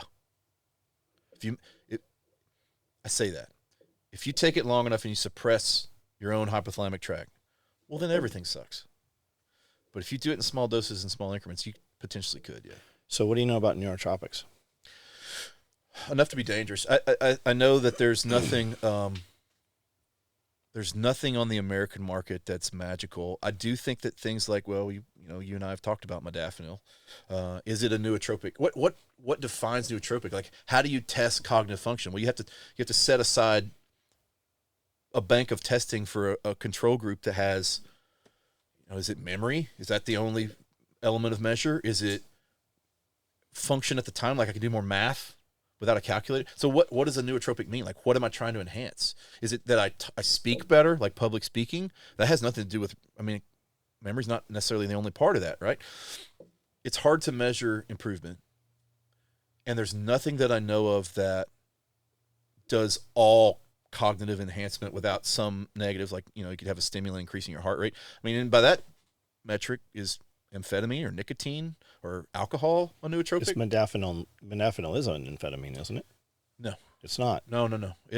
If you look at the desk reference or old school Hippocrates of how modafinil works, it's mechanism unknown. Interesting. It's not the same kind of central stimulant as an amphetamine. No. And it's used for narcolepsy. It's narcolepsy or sleep-related shift related fatigue and things like that. Yeah. Interesting. So, like Germany had, what was that called? That the Germans had? Nazis. Privitin came in a little Altoids can, and it was Prevagen? it was what they always said that was what Primarin? the SS, it was their meth, right? Oh, And okay. we okay, had you're the talking same about- thing we were given to our troops. Talking about what Hitler took. Yeah, and then all I of thought it the was just SS. meth. Yeah, and then when you hear today, there's like they were all taking meth, right? And then we have pilots flying sorties. They would use Atarax, which is a super clean histamine, to make them sleep and get more economy for sleep. That's still available. And then they had I take the Go Fast pills. what is that? I think it's an amphetamine. I think it's like a Vyvanse derivative. Vyvanse is amphetamine. Yeah. I didn't know that. Yeah, Vyvanse, Adderall, even the weight loss one, phentermine. Matt, help me, I'm missing some of them. There's few in that family, but they're amphetamines. Interesting. Yeah. So the modafinil is touted as the limitless drug. Yeah, but it's not. You've taken it, I'm sure. Yeah. I think it absolutely works for what it's intended to do. I'm just not convinced that it's like I've never tested myself and said, okay, I'm gonna apply for Mensa, and I'm gonna take the test on and off modafinil and see how I do in their testing. Like, I don't know. I'll join when they ask me to. I've taken it. Are you in Mensa? What about there's a couple of other aniracetam and racetam and that stuff. Those are supposed to be neurotropics. I'm just not familiar with their function. Got it. It's things like Selenk and C-Max that were Russian derivatives. They the legend is that like the KGB was using them for field operations. We'll get some from Sonny. Yeah, let's go ask him. He probably That's a joke. FDA. That's a joke. Just a kid. Just kidding. Prank call. Yeah. I truly don't know their longevity function. Like I think at the moment, if I gave you C-Max, would you perceive some benefit? Yeah. I mean, what does that mean though? Does it mean that you, just like an amphetamine, had some euphoria and you thought that was good? Does it mean you actually were smarter? Is it? Yeah. I don't know. So I tried Adderall 10 years ago. I used Adderall for maybe a week, and I felt like I moved a lot more, but I didn't accomplish as much. I got a lot less done, but moved a lot more, and I started getting sores inside my mouth. Yeah, I mean, is cocaine good long term? I don't know. Does it make people have excess activity? Do they accomplish anything though with That's the what activity? I'm saying. Is cocaine a nootropic? By what metric? I mean, maybe, but Well, I think it's bad long term. When you look at all the people that we tout through history, like Freud, Einstein, right? All these the people through history, they all had something that's illegal for us to use now. Yeah, a lot of them did use stimulants. You're right. Yeah, I mean, Hitler used meth. So, is it the same as the meth that we use now, though? I doubt it. Yeah, I doubt that. I mean, the meth we use now is a street version of whatever household cleaners I can use. And who thought that was a freaking rat good poison? idea? Yeah, right. Like I'm gonna take all the shit under my sink and I'm gonna huff it, and it's gonna be good. Who thought that? Mm-hmm. I'm sure the Germans had something that was actually pretty good. Well, I think we had an equivalent to it, if not the exact same thing. Certainly we do. What about Phenoplex? Old Right? school. Yeah. Phenoplex. And what's it called today? Trenbolone. Yeah. Used to go in gyms, and people would take Phenoplex and cook it down and catch the precipitate off of it and mix it with old school stuff. Like, you know what DMSO is? Yeah. So they take this DMSO, which is like a chemical penetrator in the veterinary world, and they'd put Phenoplex in it, and they'd rub it on them, and you go in the gym, and it smells like the most pungent Bengay smell you could ever smell. And these dudes have big red blotches up and down. And you go, hey, bro, I know what you're doing. Today, you don't see much topical use of Phenoplex anymore. It's kind of fallen out of favor. I've never heard of it as topical. Yeah, that's what they did with it. I'd only seen injectable. You could put it in like a peanut oil or grapeseed oil injected. Grapeseed. But topical was so popular because DMSO works so well. Got it. Yeah. But today you see just raw trenbolone production. Most of it comes from so let's start here. There is no human version of Tren. Damn it! Quit calling my office asking me for Tren prescription because it doesn't exist. Well, that's like equipoise. I mean, there's not a human equipoise, but there's Deca. But equipoise is a whole different beast in that this is where you're trying to get in to stimulate red cell production. Performance athletes that are trying to breathe at altitude, or operators that breathe at altitude, different talk. But EQ does act like DECA though in terms of anabolic strength. You're right; it's very similar. But the Tren, there is no human Tren. Period. Never has been. Probably never will be. What was it made for? Cattle. Okay. And so Phenoplex back in Raw the day grow. was to make cows grow until they could sell them at market with higher weights. That was a suppository. Oh, they had it in injectable guns. They put it in your feed. There's lots of different routes. Do they still use that in cattle? Absolutely. Yeah. There's something awesome called the feedlot studies. Everyone listening to this should go Google feedlot studies. They had arms, and this is why I love this one. They had arms in this where they gave them like testosterone. They gave these cattle testosterone. They gave some of them Tren. They also had a group that they purposely gave estrogen to, or at least didn't block it. And which of those three groups do you think had the biggest dry, lean mass? Are you going to tell me the estrogen ones? Yeah.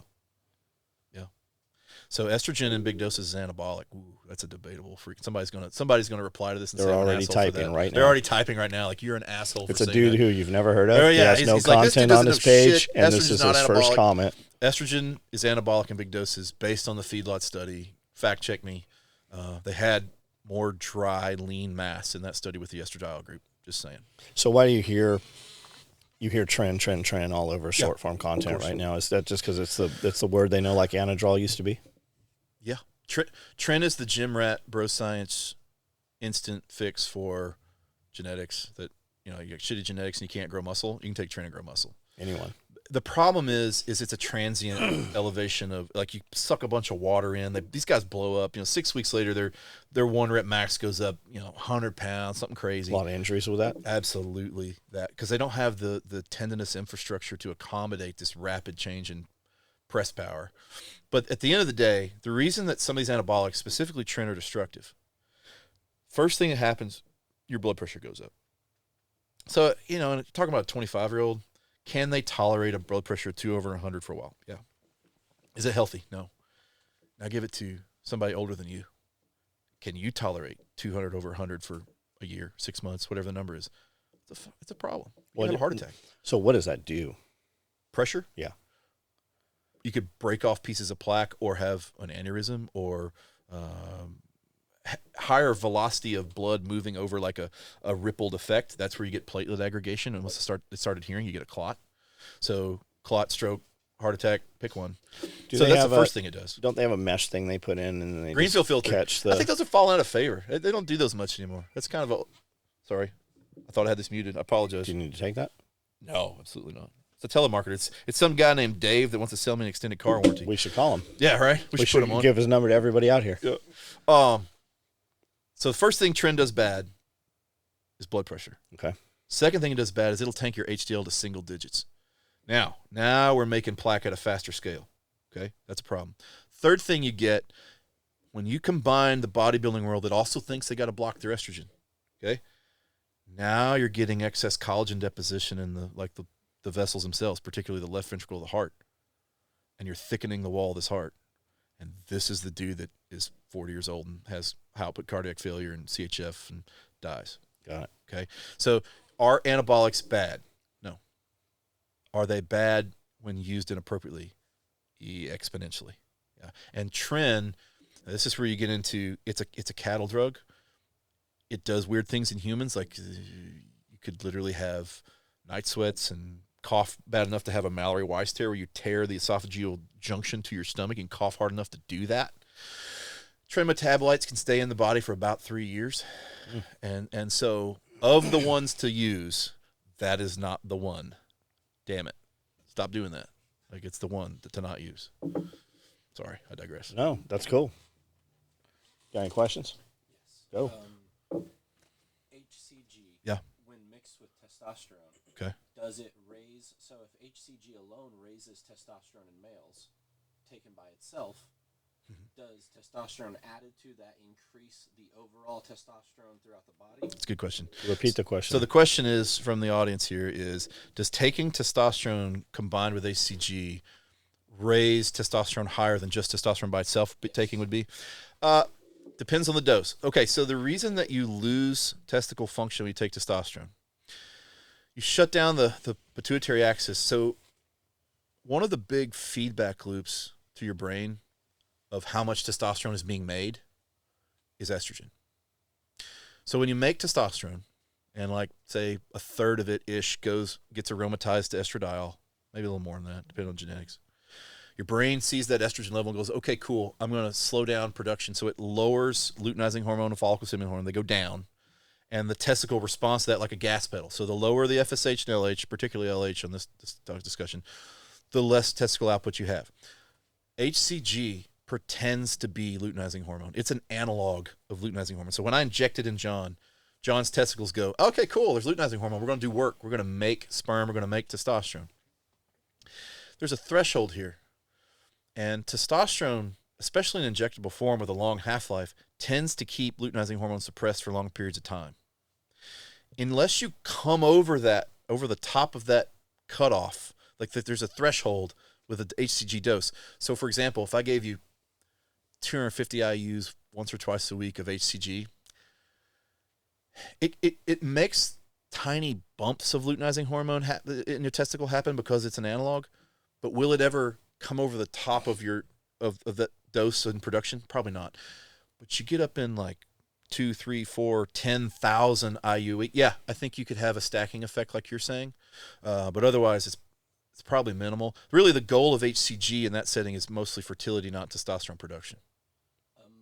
Side question to that, HCG, does it elevate estrogen higher than testosterone? That's a good question. The question is, does HCG elevate estrogen higher than testosterone?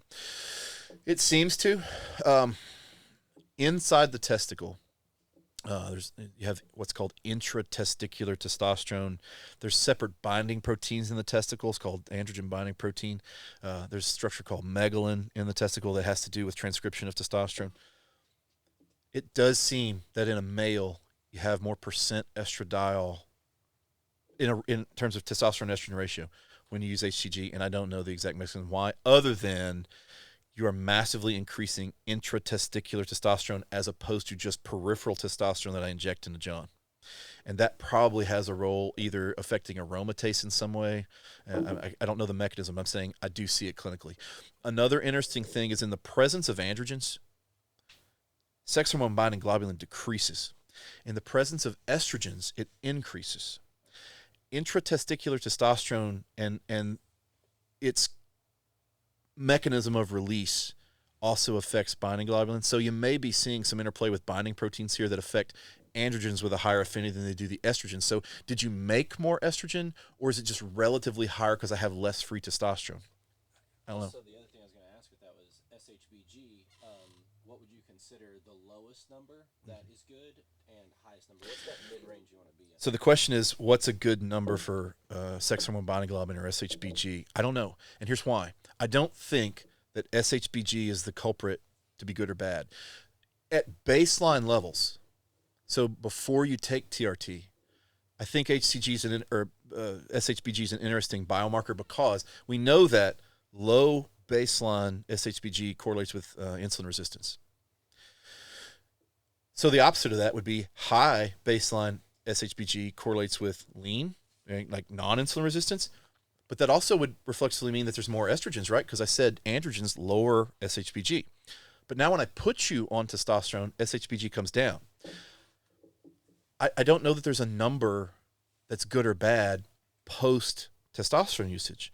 Now in a female, I could say something different and say, okay, I took your wife's sex hormone binding globulin level, I gave her testosterone, and I had a massive decline in SHBG, and all of a sudden she started growing a mustache.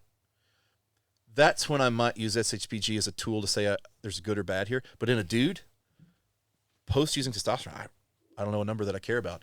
Typical range you're going to see is like 30 to 60-ish, LabCorp wise. Hope that answers your question. It's a good question, though. What about women when you've got dudes like, man, my wife's so grumpy and my sex life is so wrecked and everything's miserable at home? Is that typically... Why people have girlfriends. Is that typically that she has low... Because you always think no testosterone with women, but women, in fact, do need testosterone, question mark? Ooh. Women, percentage-wise, make more testosterone than men do. Oh, damn. Somebody's going to hate me for that. When it's working.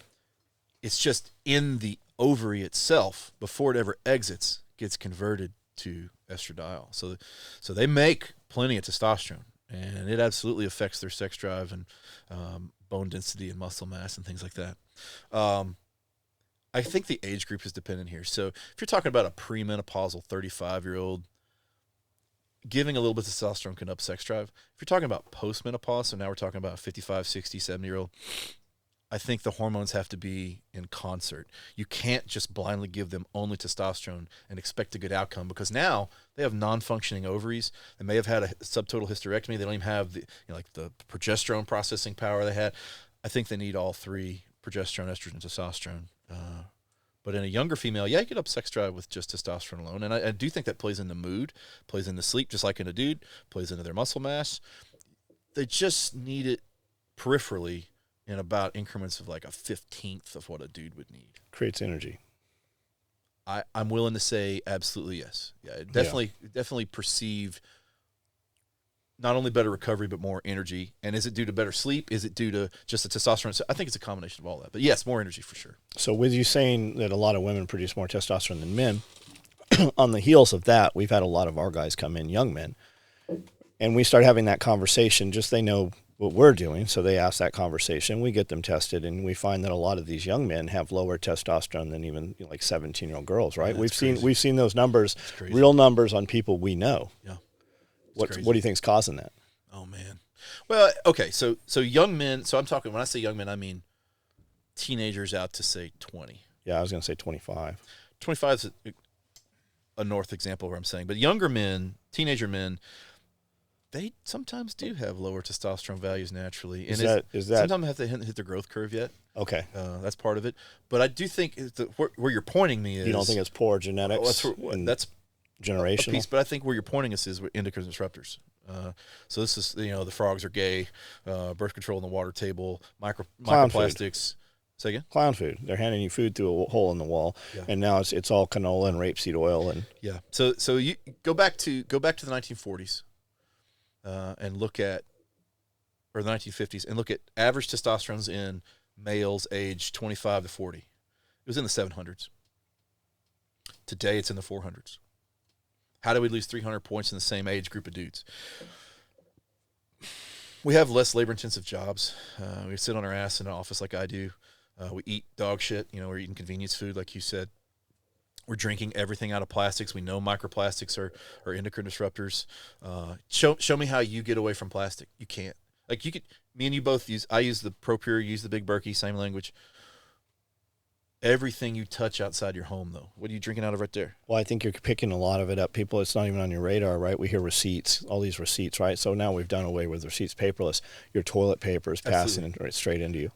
Waterproofing on clothing. Even all your aluminum cans are lined with it. or lined with plastic. I mean, all the seats in a new car coated with anti-stain fabric. That's an absolute giant endocrine disruptor. You can't get away from this. sodas won't sit on the shelf more than a year to 18 months. They eat their way out. Right. And all your energy drinks, especially at a faster rate, we know because we buy them for the parties. After the party, we put them in containers and they eat their way out. And we have a container that's halfway filled where it's literally rotted itself out. Yet we're cool with drinking 5 of them a day. Oh, well, I'm not. I know. So is it one thing that's causing it? Like you said, genetics.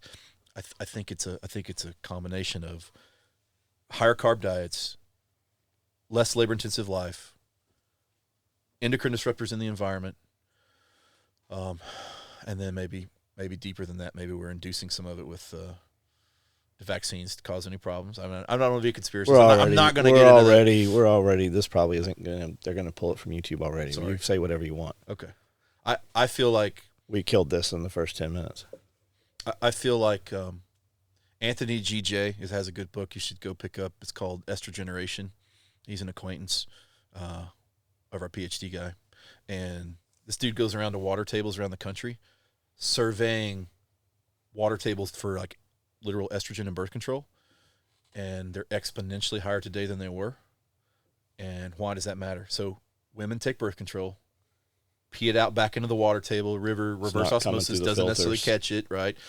You drink it, you pee it out, it goes back again through the cycle. And it does this like 3 life cycles before Same it with your stops. psychotics and Absolutely. your Benzodiazepines, opiates, all the things. So when what's his name said the frogs are gay, that's had- atrazine.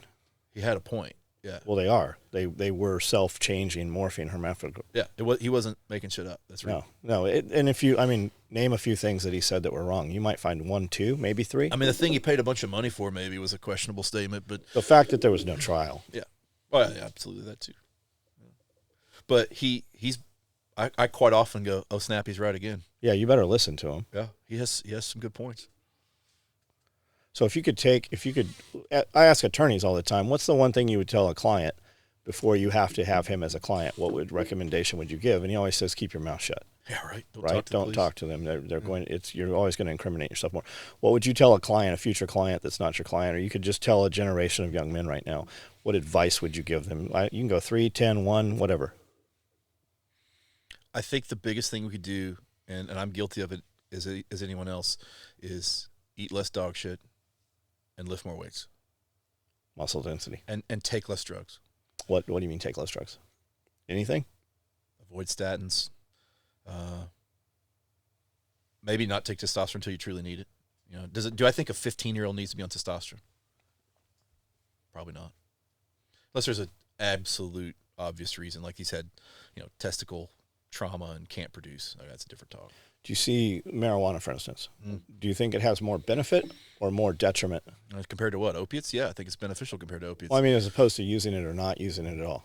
I think you need a mature brain before you can make that decision. So Which I don't. is 25. Yeah, absolutely. I think you'd be north of 25 before you dabble, because THC is THC, but the available versions of it today aren't what they were in the 1990s.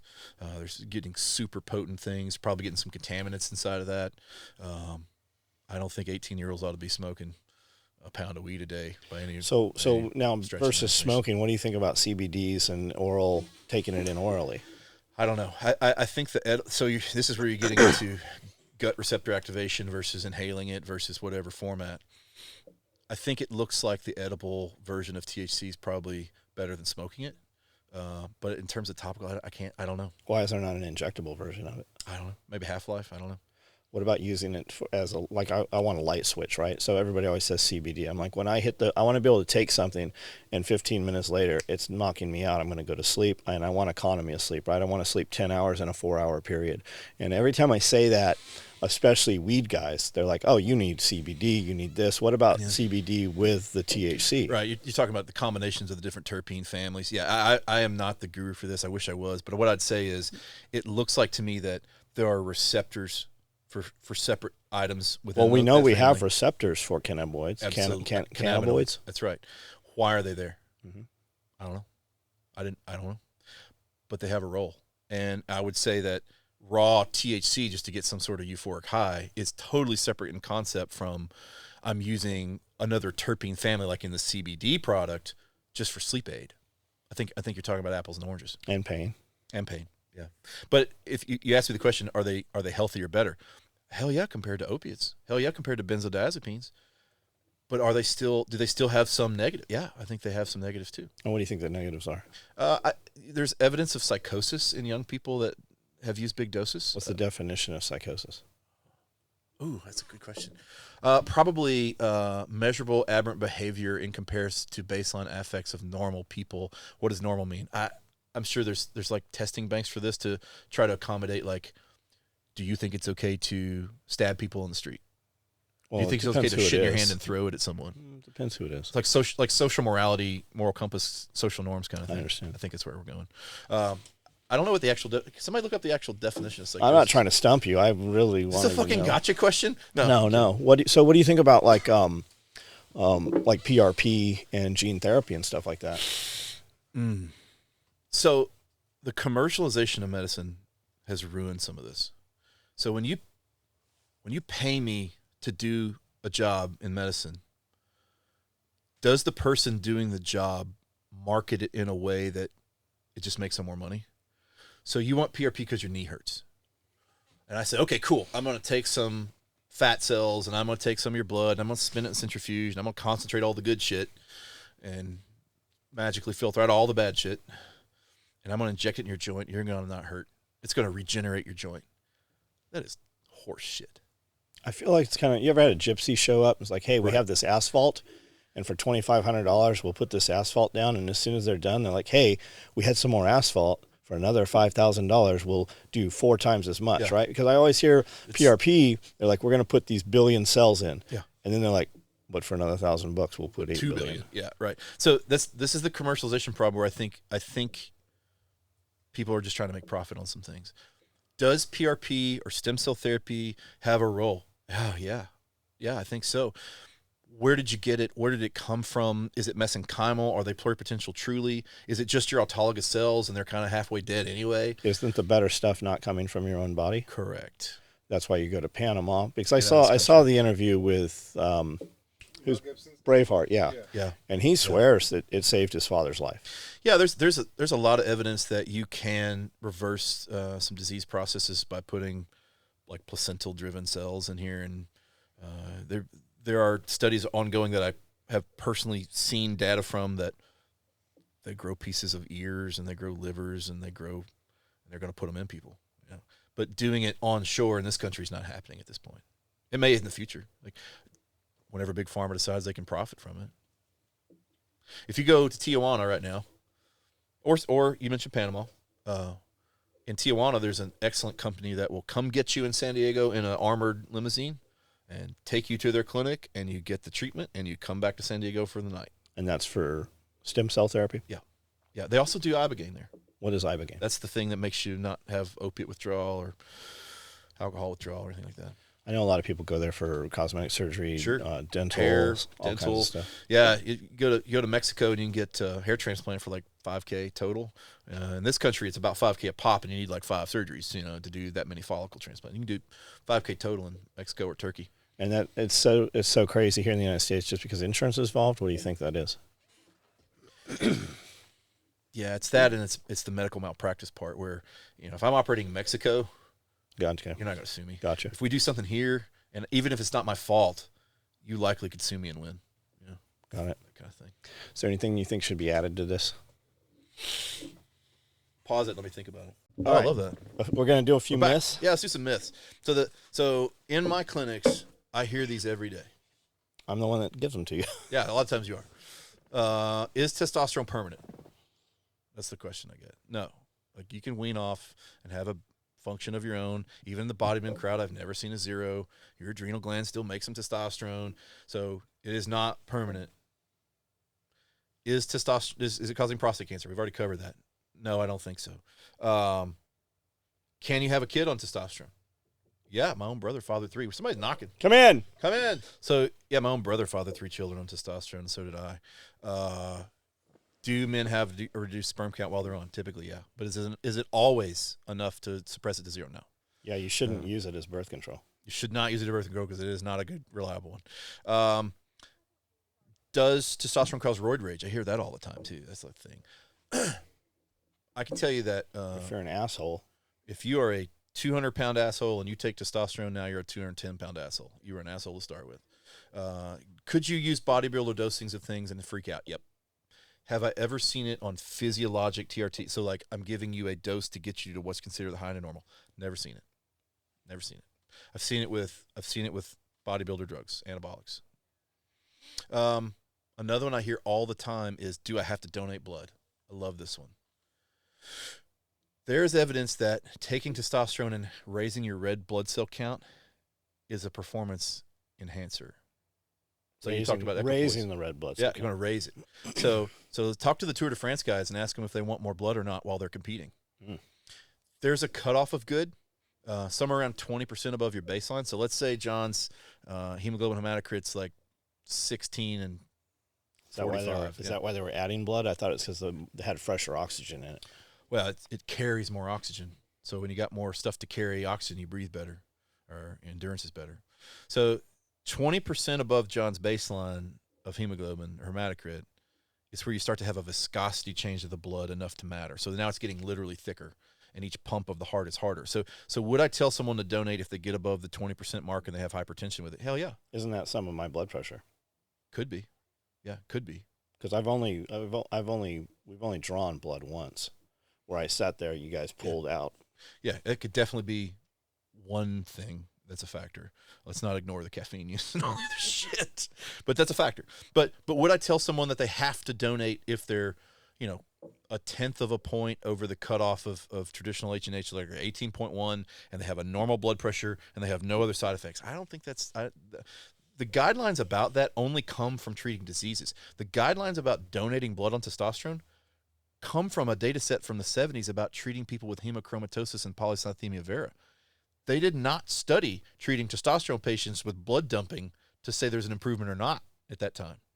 So the guidelines themselves are based on a disease process, not secondary erythrocytosis from testosterone. So my answer is not until there's 20% above baseline or hypertension to go with it. You don't have to do that.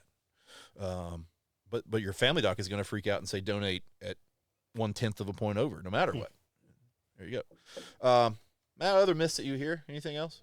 I covered most of them. Yeah. What about oxygen therapy? Like hyperbaric. Or any of it, right? So hyperbaric obviously is what you want for Gotta be careful with your vision, but yeah. Because it does push it through your eyes gotta be careful at the with cellular level. But typically breathing in like a O2 plate or something while you're doing cardio. Or you're talking about oxygen restriction therapy. No, I'm talking about actually oxygenated air while you were Okay, doing okay. cardio. But they're showing that a lot of it doesn't actually cross through the alveoli. Alveoli. But- I think the more popular thing right now is oxygen deprivation therapy, like Boss Rutan and those guys that literally train under a restricted environment, so that now they're more efficient when they can And, breathe and normal room air. elevation and Right. stuff. Yeah, absolutely. People operators at elevation. That's the thing. So hyperbaric chambers are cool, but the other trend is hypobaric chambers, and you do exercise while you're in there to simulate training at altitude. Well, I like the hyperbaric because I can sleep. Yep. And just it happens. Yep. But you're saying vision, so that's not on my radar. It's a pressure over time problem, and so we have a partner that should probably be part of this discussion. Omar, shout out to Omar. He's a hyperbaric specialist, and I think it's 3 bar is where you start to worry over time about vision. I think 3 bars is the cutoff. So obviously, when you scuba, you're getting 3 bars. What is it? 30 feet? What is that? I don't know. I know 25, atmosphere. 30 feet. Or yeah, 33 feet. I think it's 3 psi is where I'm going with that. I think 3 bars. Where is 3 Omar? PSI. Omar, he's in our Nashville clinic. So Omar is a physician out of Nashville that is he's a partner of ours. But this guy, he was on C-SPAN addressing Congress at one point about what was he talking about? He's like a dive medicine guy, or Yeah, yeah. He's a soft guy. Sex identity. I think. Yes, yeah. He was talking about the dangers of like transgender and stuff in the military. But yeah, he's a soft guy. Now he's retiring out, and so you have hyperbaric. You have your chambers. not in every clinic. We're getting them. Yeah. Where do you have a California. Okay, so none in Tennessee. Not here close. I'm getting one. Paducah Clinic's going to get one. What about cryo? Ooh. So I was the naysayer of this. I was the guy that said, don't go buy all this bullshit. Like, they're too expensive. There's no literature behind it. And I was absolutely wrong. And I'll admit when I'm wrong. I was absolutely wrong about this. So, dude, the Vikings have been using cold therapy as a ritual for thousands of years. They didn't know the biomechanical science of why their warriors healed up faster or had more endurance in battle. They didn't know that. They used it as a religious ritual. Toughness. When you drop the body temp enough within a short amount of time and you get this fight or flight response, you start to release these cold shock proteins. You start to release norepinephrine from your brain. Norepinephrine is a very potent anti-inflammatory. That's where the pain part comes from. But you also do some other interesting things about sensitivities to growth hormone and healing. And the cold shock proteins themselves have a role in collagen deposition and healing. So it absolutely has science behind it that I didn't understand at the time. And so that's why all my clinics have either ice plunge units or air-driven cryo or both. Does it have to be 43 degrees, 46 degrees, or can it? I mean, the ice bath itself? Yeah, the actual temperatures. You've got to drop your skin temp 30 degrees within a few minutes. And it has to be 9 minutes overall through a week. They were doing 3 to 4 sessions per week. When I say they, it's the Swiss study. 3 to 4 sessions per week. And your time with your body fat, maybe it takes you 2 minutes to see that response. Maybe it takes me 5, right? So you can't just, you really need to measure your skin temp like at the sternal line to start looking at those numbers. You could get nerdy and start, I guess, checking norepinephrine levels, but that'd be really expensive and a problem. I think on average, if you'll drop it 30 degrees within that. And when we talk like that 2 to 3 minute window, is that because you're going to physically die after that, or you can't tolerate it any longer, or why? Yeah, you could get frostbite. You could have a problem. But really, it's about what's the minimum time that I can use to get this norepinephrine release, to get the beneficial effects, and walk out and not have to be at this clinic for 30 minutes. So I was doing it, and I spent months with no warm water taking showers. That's awesome. Well, I thought it was. And I was badass, right? I had a timer in there, and I would take a shower sometimes and then turn it all the way cold and kind of shock, and I'd have a timer going, and I'm running 3 minutes. Yeah. And I did that for a couple of weeks, and then I got a thermometer, and it was only only like 60 62 degrees. Yeah, Like, groundwater's like I 60-something thought I degrees. was such a badass. Yeah, when you get in a circulated ice bath unit, they're running 34 to 40 degrees. When you get in a whole body air cryo-driven unit, depending on the brand, you're getting down -50, -100, -150. Nitrogen units get down that low too. We took a trough out back, and we went and bought all the ice next door, like all of it, filled it in there, put the water in. Dude, I got it, and it wasn't even Totally cold. different. Nope, you gotta eat. Like, there is something to those edge tubs. Well, And yeah, they circulate. So when you get in just ice, you make a static thermal barrier around your skin, and it's still warmer water, bro. When you circulate the water, now you're getting what's called countercurrent flow, like over fish gills, and it's more efficient transfer of thermal energy. So you got to move the water. So you're not. Yeah, you're not. It might look cool in the Not video. look cool. It's just not as cool. Yeah. Or someone that we know that has a deep freeze outside his house that he gets in. It's not that it doesn't work.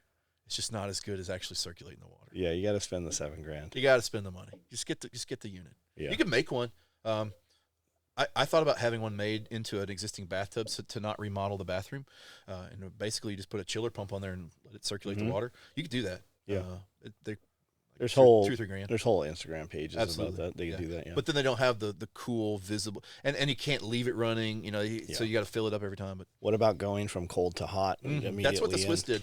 did. The data I was talking about for the Swiss study, they were doing hot to cold over and over, and they were seeing a drop in systolic blood pressure on average, like over time. So that these people had lower blood pressures by just going hot to cold therapy a few times a week. Kirkpatrick, Rhonda really talked about that in the beginning of COVID. Heat How- shock protein. Yeah, they're getting in there, and it was just it was cleaning them. Yeah, and then there's other things that metabolize through sweat, like you get rid of certain toxins like heavy metals. Cadmium is an example there.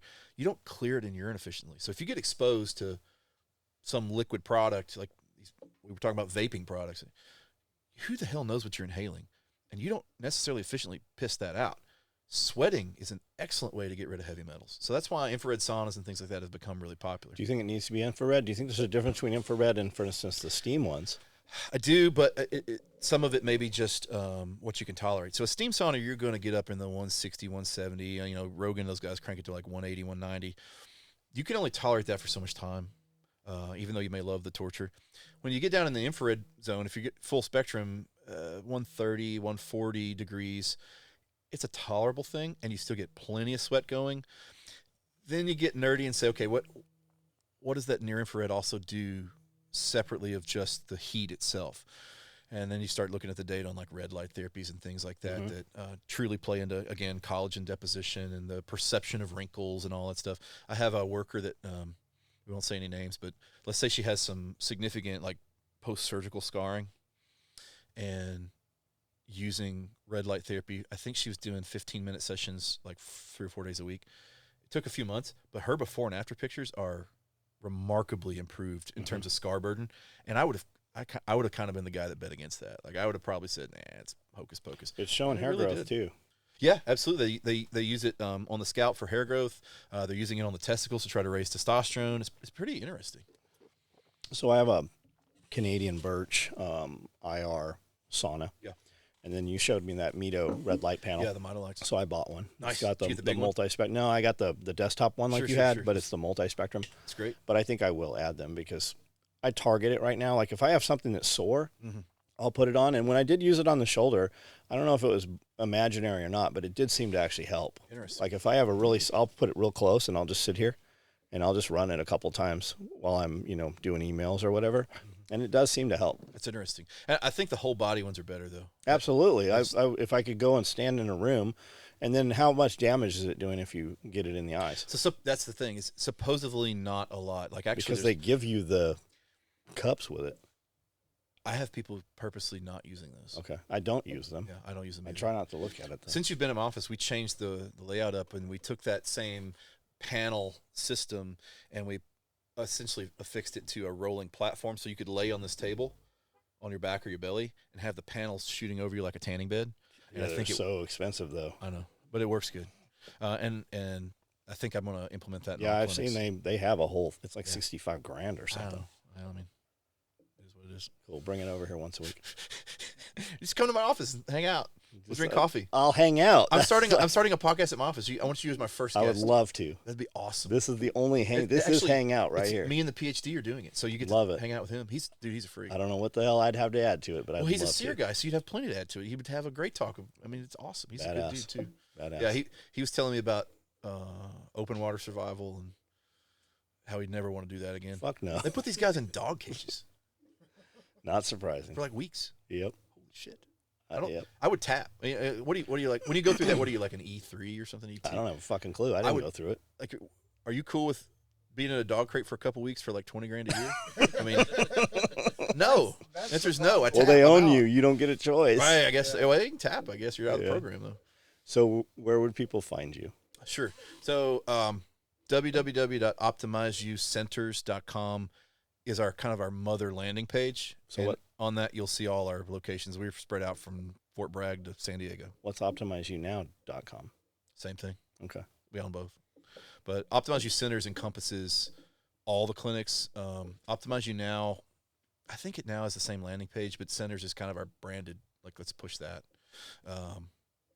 But we have clinics mostly centered in the mid-east, mid-south on the eastern side, like Kentucky, Tennessee. We're doing Ohio. We have Indiana, Missouri.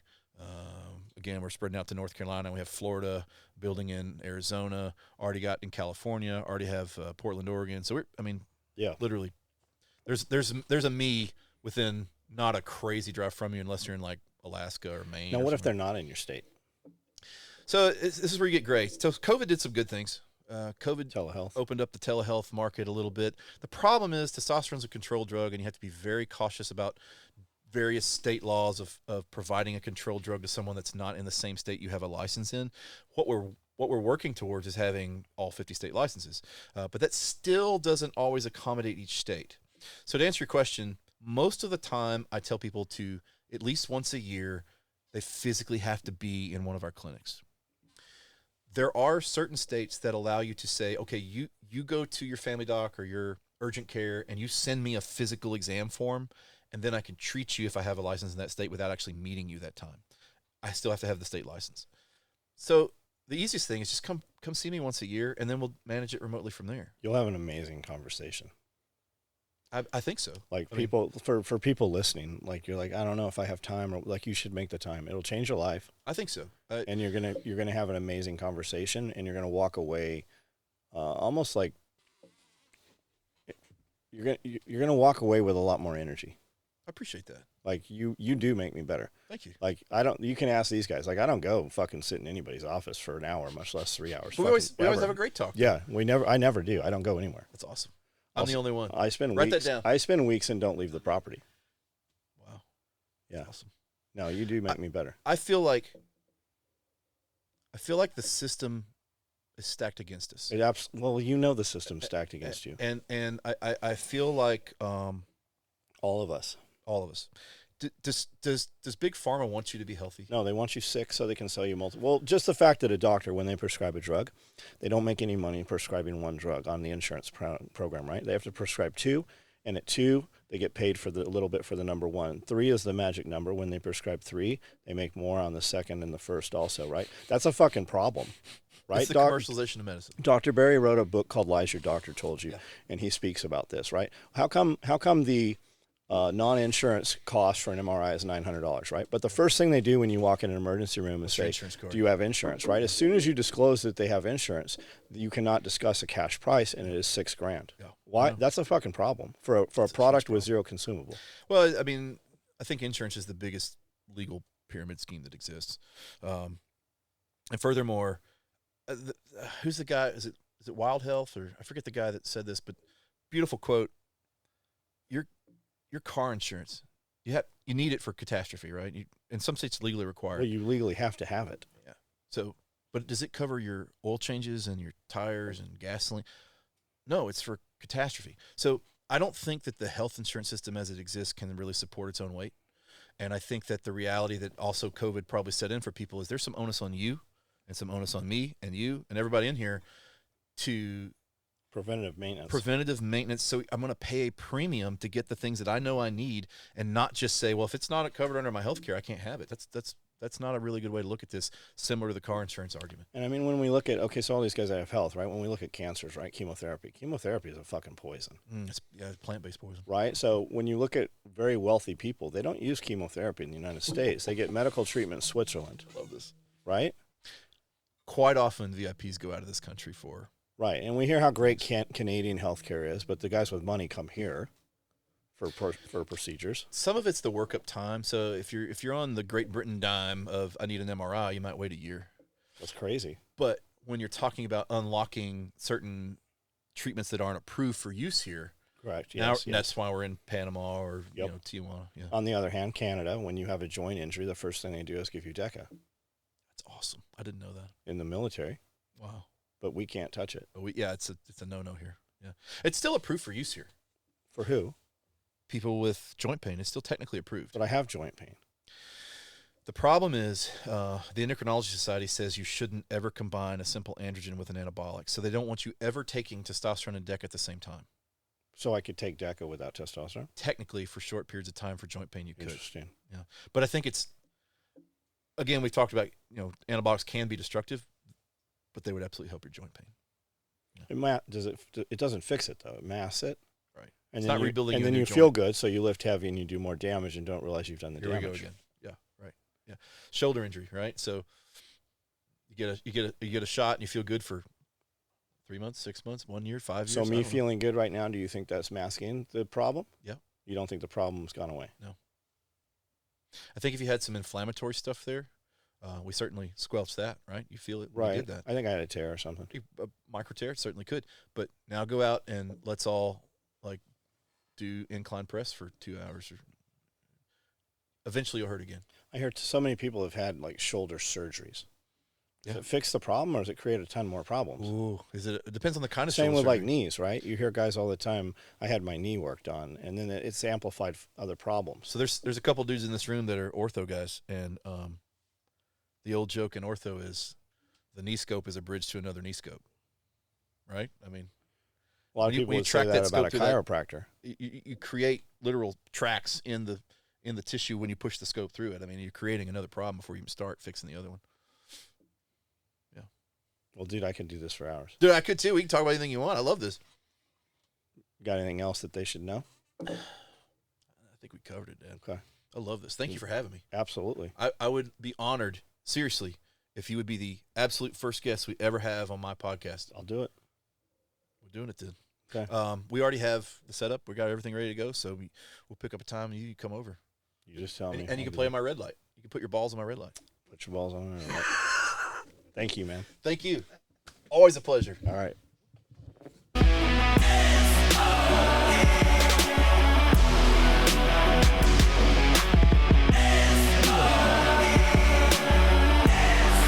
Do you have your own music? Yeah. We had Fiverr create us some. Oh, cool. I'll give you mine. You can just use it. Okay. Yeah. Try not to